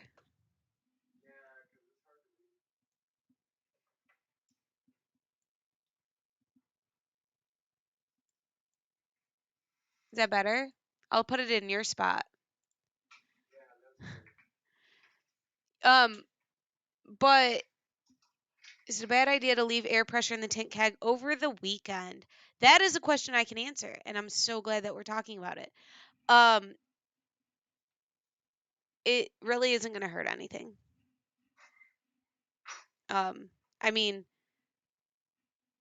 it's just not. The only time I recommend not having it pressurized, or at least not having your hose hooked up while it's pressurized, is if you're in the car.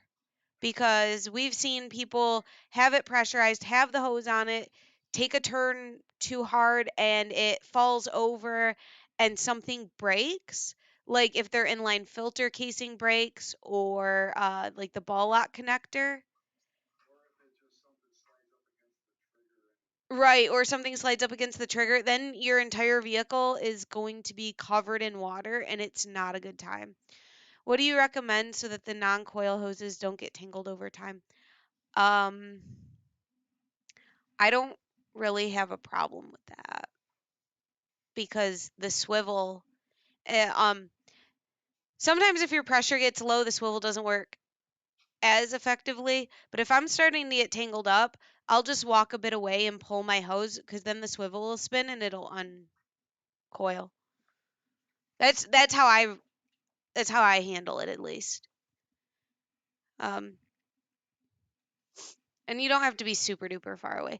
We did try once putting a swivel on both ends, but it did not work very well. So then we stopped doing that. Um, but that's why we mess our own kegs up before you guys get them. We test all the things, and then when they don't work and they explode, it explodes on us, not you. Except for Tim's keg.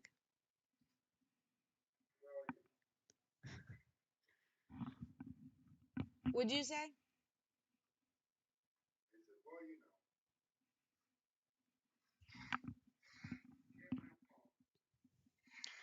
But yeah, hey Tim. Oh, I watched Tim's video during live stream once and got in trouble for it. So I can't show it to you. But it was equal parts, oh my gosh, and like kind of funny, but then also like, oh my God, like that was our product and it just exploded all over Homeboy's garage. That was awful. I did not like that. But I'd show something else.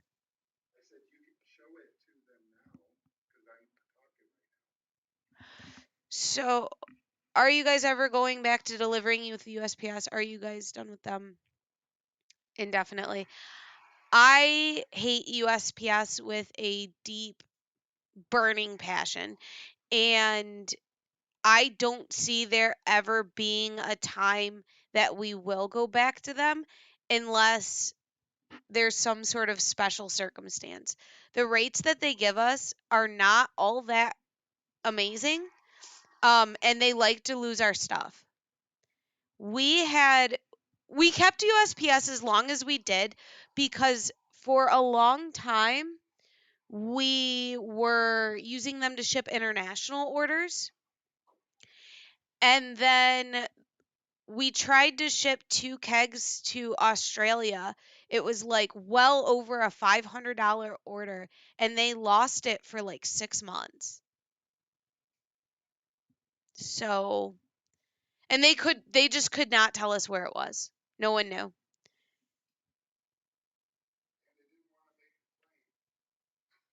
Oh, it was Roberto. Roberto is actually in the stream, I believe.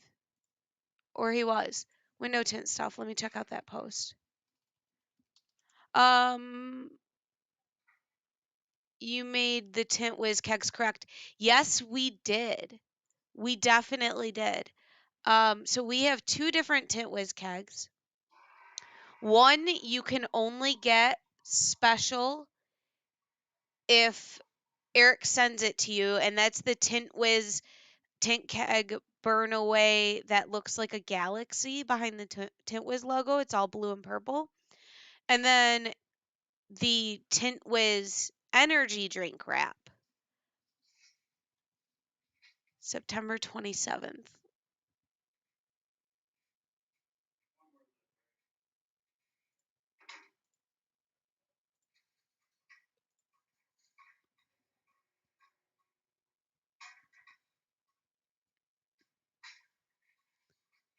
Okay, let me just go in the group and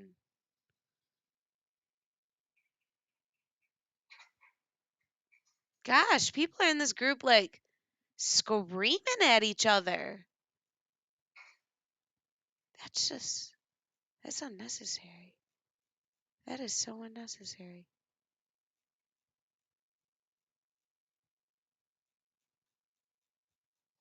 Hold on, I'm still scrolling looking for it.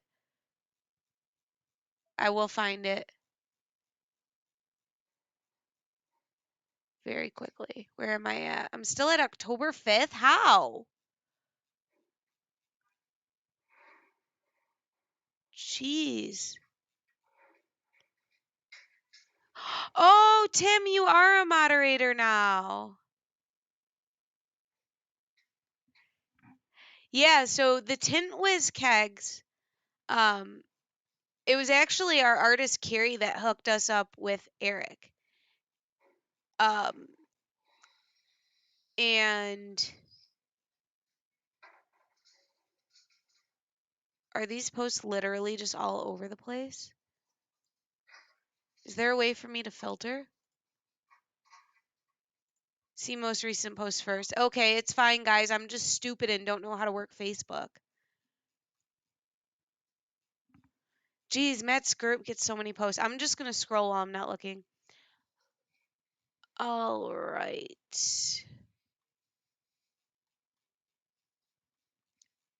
So, yeah, so Carrie got us hooked up with Eric, and he was wanting to do some kegs, send some kegs out to other people, just send some blessings everyone's way. and we were totally down. And I will tell you all, if you've ever received a tint keg from Eric, with the exception of a few, he has always bought that keg for you. And this dude will literally each order spend like hundreds in kegs just to send them to you guys. I don't know if he like wants me sharing all his business, but I'm gonna brag him up. I don't care. We're doing it now. Oh geez, here we go. We are leaving October. No, I love Eric. I keep saying it, but it's true. He is a very cool dude. Oh, we're at October 1st, guys. We're getting there. There are so many posts in this group. And that's the other thing, like in some of the groups, window tint stuff, Tim, there was a post where someone was talking about different shanks. And apparently it was on the 27th. I'm back. You're back. Oh. And I got tint wigs wraps. Oh, they can hear you. Hold on. They Okay. can't see you yet because I'm scrolling. You just need to wait. But I've got the tint wigs wraps. I heard you, and I brought them. Yes. Copy solo link. And I forgot to hang up the phone in the. You can hang up the There you intercom. go. Oh. Hi. There we go. Okay. Tim C. Johnson. Yes, for moderator. Okay, here's. All right, let me see here. And Rick, you can still see my screen, right? Yes. Good, because when this post pops up finally, you're going to need to. I feel like I saw this post, but I don't know. Maybe it was a different one. I don't totally recall. But There's that one. What post are you looking for? someone, Roberto. Oh yeah, that's the energy drink. Let me. Oh, not move you. Well, unfortunately, I'm attached to. Oh, move that. I'll move that. So he made a post about different shanks. Oh yeah, I heard about that, and we didn't find it. Yeah, it's back on September 27th. Oh my gosh, on September 28th, a guy actually posted what looks like a screenshot from Patrick's video from when he got his tint whiz keg. Uh-huh. Asking if anyone knew where in the UK sold tint kegs. Us. Yes, we do. We ship internationally. We actually just got a whole bunch of new fancy stuff for our website to make it even easier for our peoples. Martin said, "Hold on, Rick." What was I holding on for? Oh, God. You just need to hold on. We're busy, Rick. Roberto. Here it said is. He sent Got a it. link to the page. I sent the link to your page. Oh, it's okay. It's okay. We already got it. So, Rick, you can see these. Oh yeah, I saw that post. Yeah, I remember it now. Now the thing with that post is the one in the middle there. Wow, you can't just clip out the. Yeah, it's being ridiculous. Hold on. You'd almost think we was using a shit ton of bandwidth or something. Almost. There we go. Okay, so. This is a different one, but this was someone's comment. Okay, so. Here we go. Oh, yes, the one in the middle. Oh. Hold on. I need to stop pressing the buttons. You should stop pressing the buttons, Brittany. Here we go. Got it. So the one in the middle, we nicknamed it the shunk. Yes. And the reason for that is because if you see the shank, it's really similar in shape. And we bought a bunch of them because we were searching for a supplier for them. And so we bought a bunch of those ones. and it was the tip on it, the it's fatter. Let's just say that By a lot. so. Well, not a lot, depending on what the Enough. standard is, but see, we want the shank to slide right down into the gasket nice and easy. And the problem with the shank is you'd have to take your easy reach or whatever and open up the gasket to get it down in there. Once you got it down in there, it works exactly the same, so it's fine. But because it's thicker, I uh, I don't recommend it because it doesn't exactly make your job easier unless you add a step to it. You have to open the gasket to get it in there most of the time. So that was what we found because and we were really excited to find them because like this particular one is just hard to find. And they're all Chinese made, but you got to find the one with the right mold. And that set, that's all cool, but honestly, this is the one that everybody likes. It's the one that I like. This angle right here is also a little bit sharper than that one. That one angle is a little less hard. So we like this one because it just stays out of the way.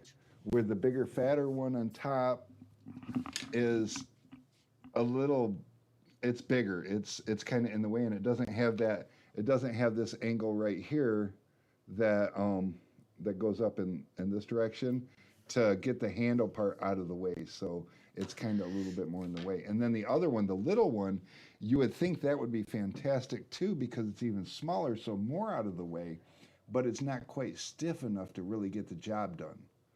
And so that's my take on those and why we didn't use Yeah, them. so there was an individual that commented on this that said Dollar Tree's finest. I tried the middle one. It was too flimsy for me. Went with the shank instead. I still have it in my arsenal just in case I'm in a pinch. Which If you're in a that's pinch, fair. this is the tool that when I tell people about it, they're like, "All right, I'll take one," and they don't realize they fell in love with it until they lose it. So that's why we have, you can buy one, three, five, or 10. It just depends on how careless you are, I guess, because they don't break. There are other ones on the market, like yellow ones, and Matt's got um, green ones. Matt's Matt's got green ones, and I don't know about the green ones. I know the yellow ones are just the material's a little more brittle, so they'll break at the tip sometimes, and not all the time. It's not like you pull a gasket out and it breaks, but these I've never seen one of these break. They're like that unbreakable material, which is wonderful, I and that's mean, why I search for these. to be But Matt, fair, you've never broken a bulldozer, so I have used a bulldozer until the damn rubber blade fell off of it. but you didn't break it. How do you? I don't even know. I don't That's know, but it's a crazy. new thing that's happening. And then, yeah, shout out to Martin because this comment here with all the different ones in it, that was his comment. So we've got everyone in the club. Yeah, we've definitely tried those, and Here. so I finally found the supplier that actually imports these from China directly, and they make me buy thousands of them a year to buy from them. So I encourage everybody to buy these In 10 packs. because in 10 packs, yes, because my last order was 2,000 of them, and so I can afford to sell you 10 packs. And 10 packs are a lot cheaper because what's a 10 pack? $20 or something like I that. don't know. So they're like 2 Let me bucks a look. piece. I mean, don't get me wrong, you can drive down to the dollar store and get one for $1. You needed to use a different window brick. Oh, wait a minute, it I stayed. fixed Okay. it. It's fine. Ah, So 21.99. oh, because price increase is stupid. I hate I price hate price increases. increases. No, jinx. These shanks are painting spatulas. Yes, yes, they Yes, are. they are. Yes, we sell shanks. So if you guys are Let me both throw in here, you a are link. either one of you guys the ones that use the metal one? Because somebody uses the metal one, and I'm intrigued. Yeah, see, I don't know. On one hand, I'm like, aren't you like scratching stuff? But then I think back to all the time I had to spend sanding a gasket wizard, and I'm like, Yes. okay, it's possible to not. Right, right. Because the only time that it comes in contact with the film is if you let it, because it's not a tool that's made to come in contact with the film. So as long as when you pull it out of the gasket, you're pulling it away from the film, you shouldn't have a problem with it. That's why I'm intrigued. The thing is, people lose them so easily. No, a metal shank, not a bulldozer. Oh, a metal bulldozer. Now we're talking. We Let's need do it. something beefy. And no, so this is a really good point though. He said, I was just trying different things out. Reminds me if some of something Matt said about most of what we use today were never really meant for tinning to begin with until a tinner took it and modified it. True story. Absolutely true. Absolutely true. A lot and that's why I get on people and like maybe even get a little confrontational and abrasive when you have companies like Pro Tools now and Fusion out here working in your industry saying, "You know what? I think we can make tools to make things better for these guys, to make things easier for these guys." Same with TriEdge. You should support them because do you know how much each purchase you make goes into them developing new tools for you? They spend every time they put out a new tool, they're spending tens of thousands of dollars on tooling to make these. Tens of thousands of dollars to make this. And that this isn't something that we got from Tupperware. This was something that they're trying to think outside the box and change the way the industry thinks. You know, um, I almost said Tintwiz. TriEdge made the TriEdge tool because of the problem that they were having because they're also tinners. And that's the other thing that's cool is a lot of these manufacturers are also tinners or own a shop and have tinners. But these were designed, now don't get me wrong, the Easy Reach was designed for tinners, but they pick up dirt and they scratch tint too easily. And in the middle of a busy day, for you to, especially in Michigan in the wintertime, we deal with salt a lot. So, like, scratching window film is a real thing in the wintertime in Michigan. But TriEdge is like, I think we can do better. And so they do better. But to make this tool, and they made a much smaller one first, um, tens of thousands of dollars for tooling. And then they're Right. like, that worked out really well. So then they did it again and they made a bigger one. But most of these guys are not tool and die makers. They have to sub a contract or sub a company to actually make these things. And then now we have an industry manufacturer rather than whatever. Oh, Brittany, now he wants a Don't cigarette. smoke, kids. Don't smoke. It's awful. Don't don't smoke. Nobody yelled at me about smoking this No, time. but and I think that's part of it is people don't realize how expensive it is to make a tool. It's You stupid know what expensive. he's Well, talking about with the tool and die? That's literally just for the mold. we came up with Squeaky Monkey. To give you an idea, I thought I wanted to throw my hat in this ring. And so, because we're obviously not a chemical company, but being that we're not a chemical company, I had to reach out to chemical companies to find out what it is that I can use to non chemically remove hydrophobic coatings off of glass because all of a sudden the Range Rover Sport comes out and every frickin' one from the factory's got this ungodly coating that won't allow your soap to wet the whole window. It just bead and fall off, and no matter what you do or how much soap you added, it seemed to be a problem. And I had a buddy of mine that actually has a Range Rover dealership account. And he called me crying one day. He's like, dude, I put a whole bottle of baby shampoo in my trigger sprayer and I still can't get it to slide. Fix it. And I'm like, well, um, but I like a challenge. So I took the challenge. And to get Squeaky Monkey into my hands. I got 30 gallons on the first run, was $15,000. And that doesn't include bottles, Right. labels, paying for the artwork for that product. Nope, that was 6 5-gallon buckets of this creamy, pasty shit that smelled like toothpaste. I mean, because I mean, it smelled like burnt asshole. I mean, really, if you didn't add a scent to it. So we went with mint because, I mean, cherry's been done, green apple's been done, and a lot of these are just obnoxious. And the mint is real subtle. It's pleasant, and I'm like, yeah, let's do that. And so that's why Squeaky Monkey smells the way it does. And we went with white because we didn't want to add any dyes to it. It's a cream, but we didn't want to take a chance because remember, we're developing it for a Range Rover. So we couldn't use harsh chemicals like acid. Acid does work. You can, like wheel acid. I know guys that are bold and they'll spray a fucking inside of a window with wheel acid. You can use a torch and burn the stuff off. That works. But we're working on Range Rovers here. And what happens when they got the coating on their windshield or their back glass? You can't take a torch to the windshield and the back glass on the inside of the vehicle. You'll burn the damn car down. Hold their So beer. They're going to do it. they're gonna try. And you know, Carlos will be the guy to do it with his flamethrower. Just watch. It's gonna be Make his the next video. customer sign a waiver. Yeah.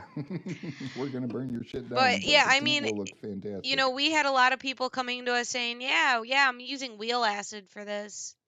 Or like other methods that just didn't really seem safe. And it was like, well, there's got to be a better way to do this. So yeah, then you hook up with chemists. And chemists, they've got a lot of education. And especially if you've got a good one that's experienced, they're not cheap. Yeah. And then you got to And buy the material. Then you got to pay them to manufacture it. And it's then expensive. their idea was basically, well, you know, it's almost like the only thing you can do is like sand it off because like any chemical that is going to take it off is also going to, you know, potentially damage interiors.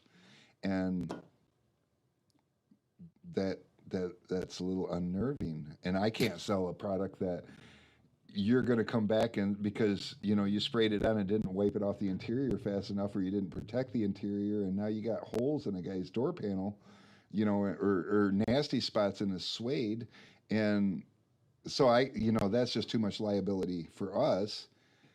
But I'm like, sandpaper, like, can you do that in a liquid form? And he's like, well, we could make a paste like a cream and we could put silica beads in it. I'm like, ugh.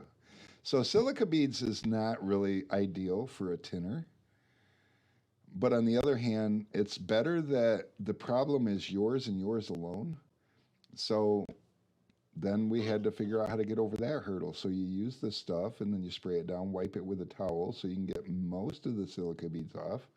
And then you prep and clean like normal. And it works wonderfully. But it is elbow grease because it's basically liquid sandpaper. So, Yep. but yeah, that's the amount of effort in, and that was just Squeaky Monkey. Squeaky Monkey seems like such a simple thing, you know. And these things have to come out just right. And I mean, there's extra money, like their logo and the design and everything to make that come out right in the tiny little "Made in the U.S." But see, that's the other thing, "Made in the U.S." That's everything because you guys all know where our economy's at right now.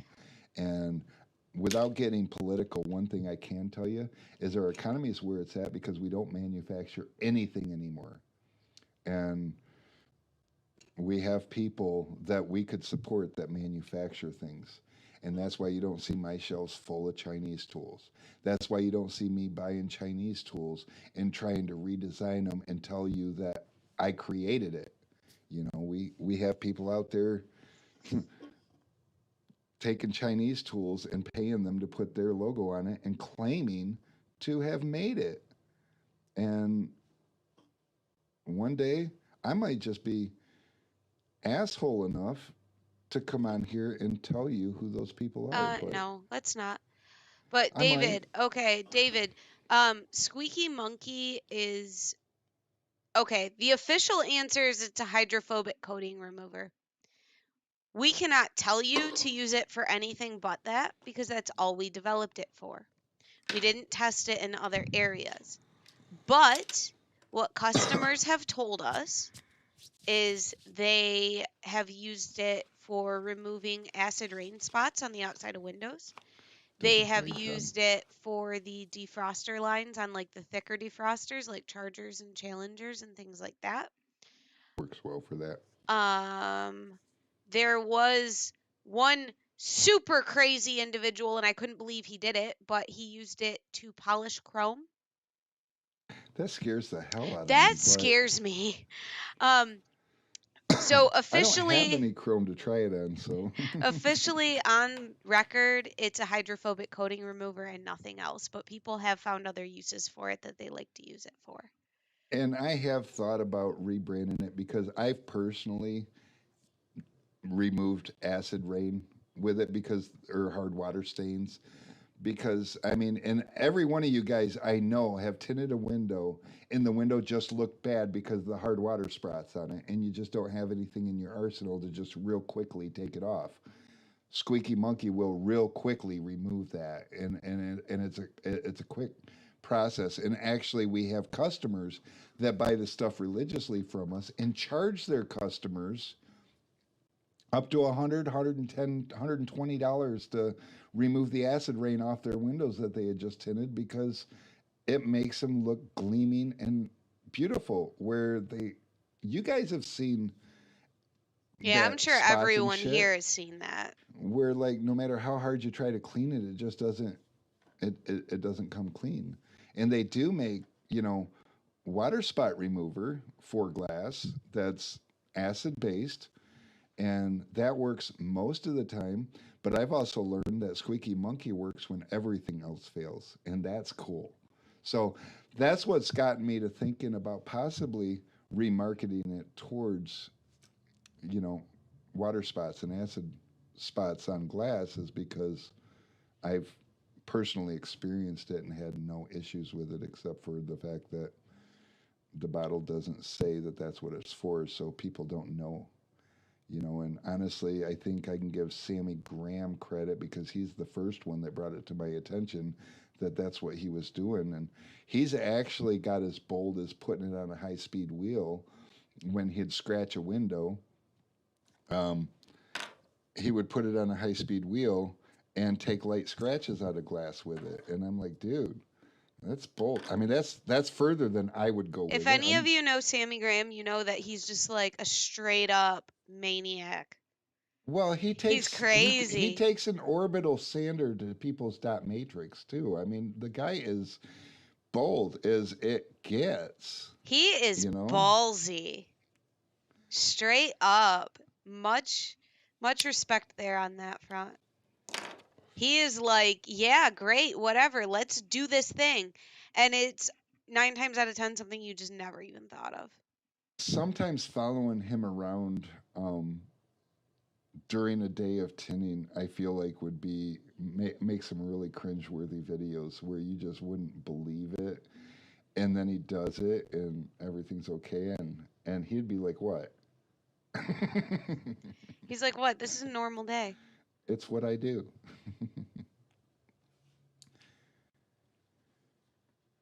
Oh, I don't know. We are to that time. God, man, just hanging out with you guys bullshitting is It's so like, much fun. And we always get like the best questions because this is, just kind of open ended. So people can just ask whatever they want.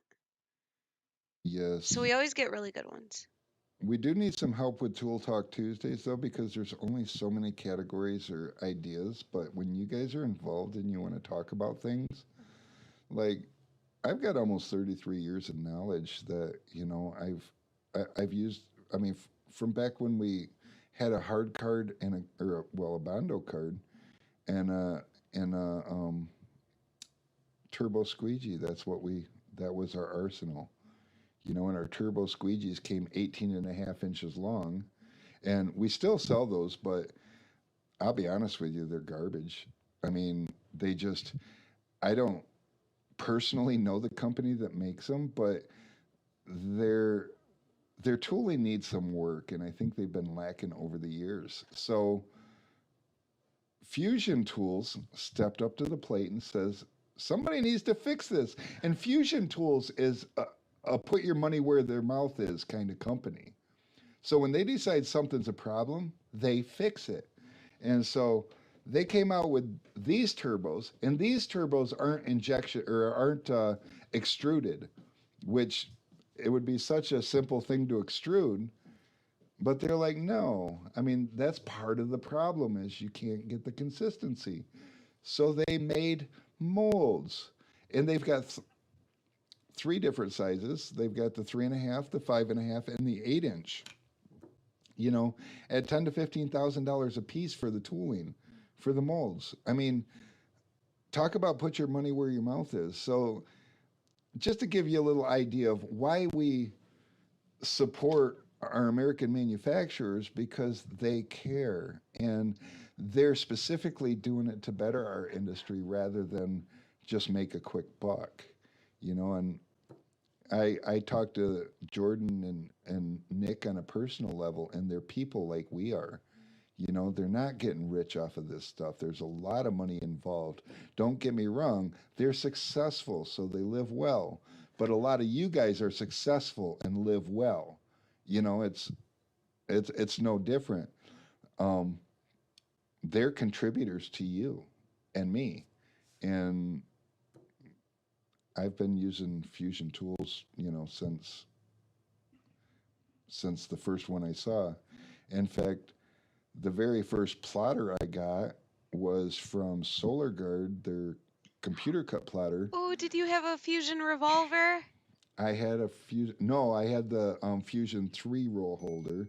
I wanted the revolver so bad, but I worked for this guy that, I mean, Oh, he was cheap. he was so cheap that, you know, he was so tight with his money that his shoe squeaked when he walked. Let's just say that. He was a difficult one.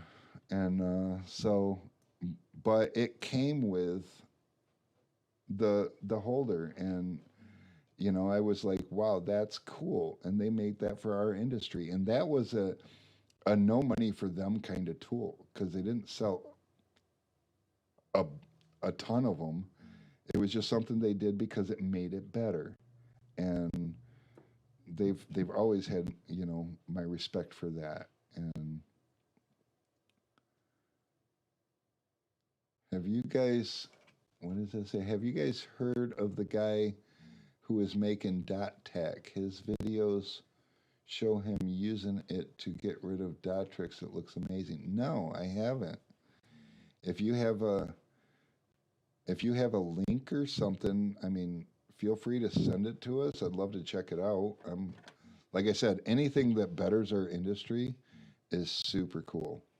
You know, I do know a few tricks with dots, but one of the downfalls is, you know, around the edges of a window, there's not a lot we can do about that. So that's its own thing. But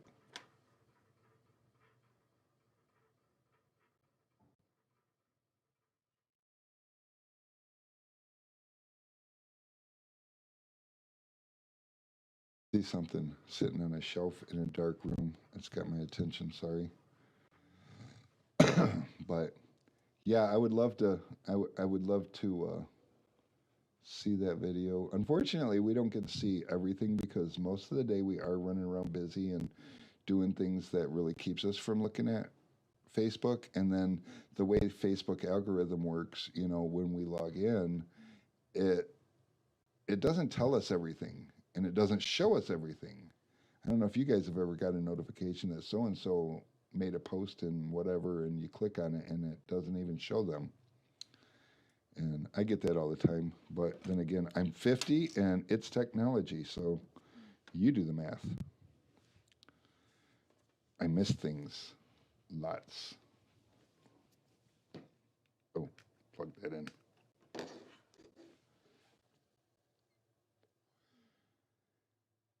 Hey, Brittany, you should be proud of us. You know, me and Alex, we built 2 kegs and shipped them in like 15 minutes.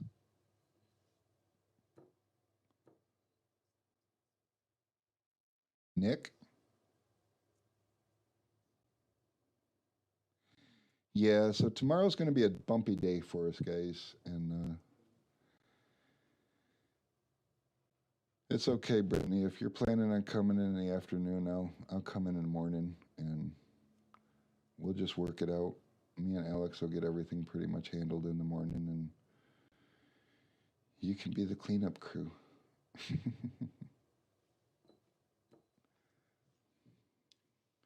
Yeah. What is this stuff? Did you find it? Oh, I want to see. Don't you have a browser screen that you can share? I forgot. Oh, look So, at that. It's a whole ass browser. let me see. Can I make it bigger? There we go. So, yeah, I think he's doing it on one side here and not on the other. So, yeah, you rub this on. That looks like it would smell. Has anyone used it? Does it smell? Okay. So then we skip to the end because that's the part everyone wants to see anyway. Look at that. Beautiful, perfect uniform. Intriguing. And we could charge extra for that service, right? I mean, yeah, why not? I mean, do you want the So aftermarket tint finish, or do you want to pay a little bit extra and get the these factory guys finish? are over in Belgium. I was looking through the comments a little bit, and they were saying that they are talking with a possible distributor for the US. They are aiming to release here in November. Oh, that's like next month. Mm-hmm. Well, I will tell you what, they are not an American manufacturer, but that is certainly something that'll improve our industry. So it's UV and color stable. They're saying that it will not yellow, That's important. and you can get perfect results with all films and slip solutions. I love that. Oh, and those, I would be willing to bet then, those notorious cars like Fords and Hondas, where sometimes the film wants to curl off the edges, would probably no longer be a problem. Yeah, That's we might have to reach out to these guys and see what's up. all right. Well, Brittany knows what her Oh, homework is. I forgot. The stream couldn't hear me say any of that. Are you serious? Yeah, I forgot I was muted. So you could hear me and they couldn't. It's fine. Well, I'm not telling them what you said.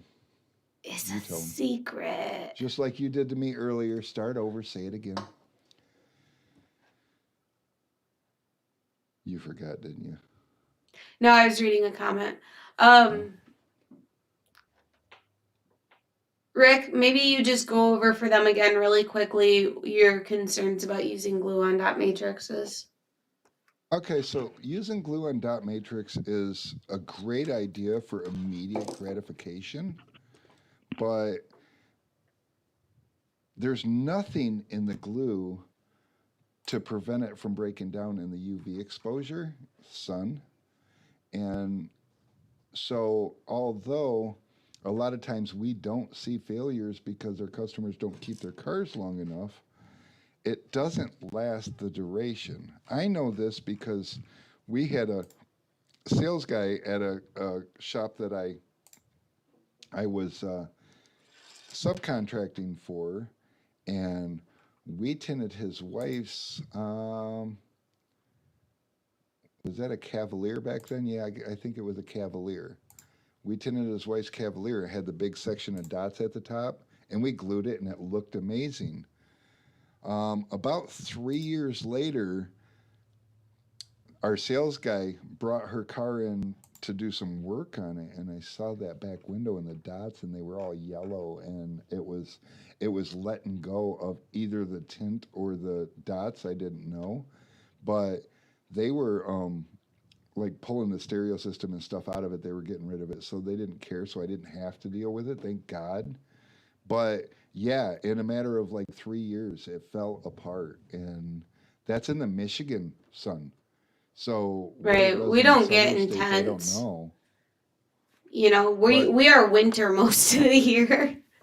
so my solution has been Dotrix, and what I did, and I think we still have the art for it, and we could probably, and Brittany actually remind me because we should make that available, and we should actually make the posters available. But we put together Oh, yeah. with Dotrix and without Dotrix picture poster that we hung in our showroom, and we still have it hanging in our showroom at the tint shop, that really helps customers to understand before the tin job. And the reason that we put so much effort into it is because I'm not interested in doing dot tricks for the same price as I would do a car that didn't have dot matrix. I want to charge more.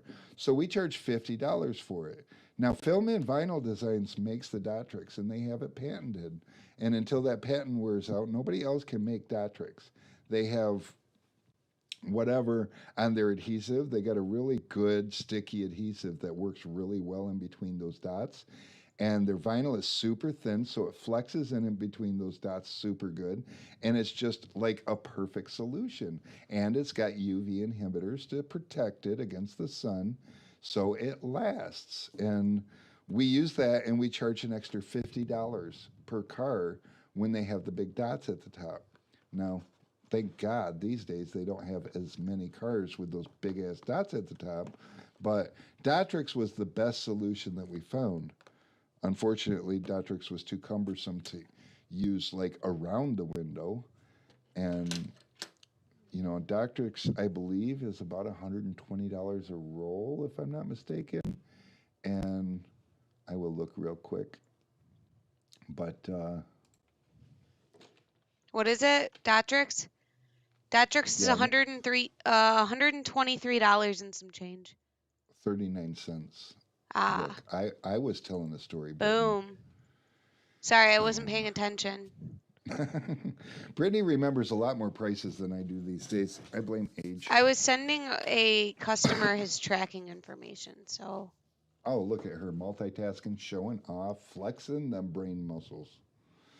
But yeah, so Dotrix is the solution that I found that I know that I can stand behind, because there's nothing worse than getting a customer that keeps a car long enough to have to warranty the product that you put on it, even though it's typically rare.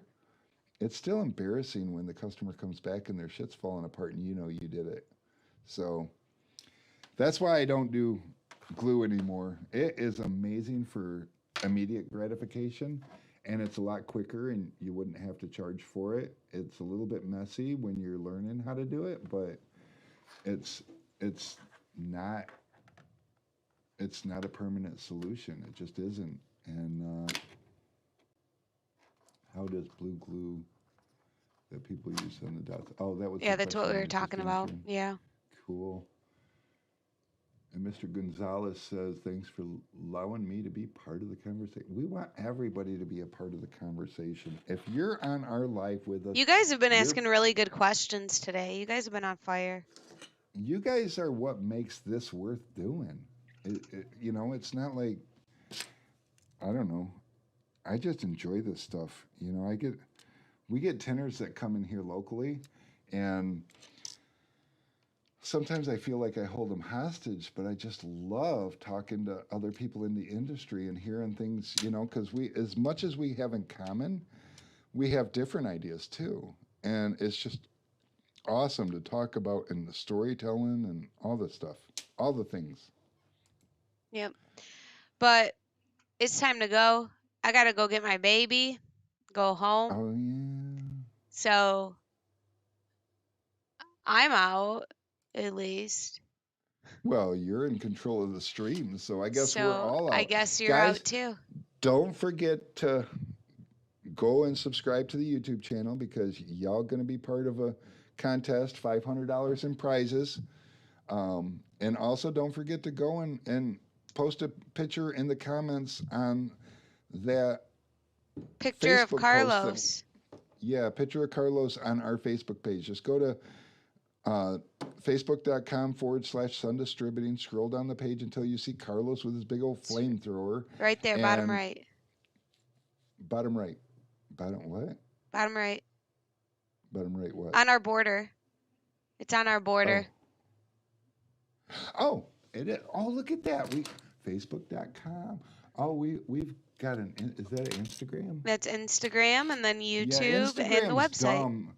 Instagram's dumb. They made us do Distributing because Instagram's dumb. So I hate them. But YouTube is youtube.com/Sun Distributing. So go subscribe to the channel and you'll get notified when we do these pointless streams because we love hanging out with you guys. And the more you guys that get notified, the more you guys we get to hang out with. And how cool is that? And of course, sundistributingdirect.com. You can go buy our products if you wish to. Yep. But All now right. it's time to roll our cool ass closer because we're out of here. Bye, guys.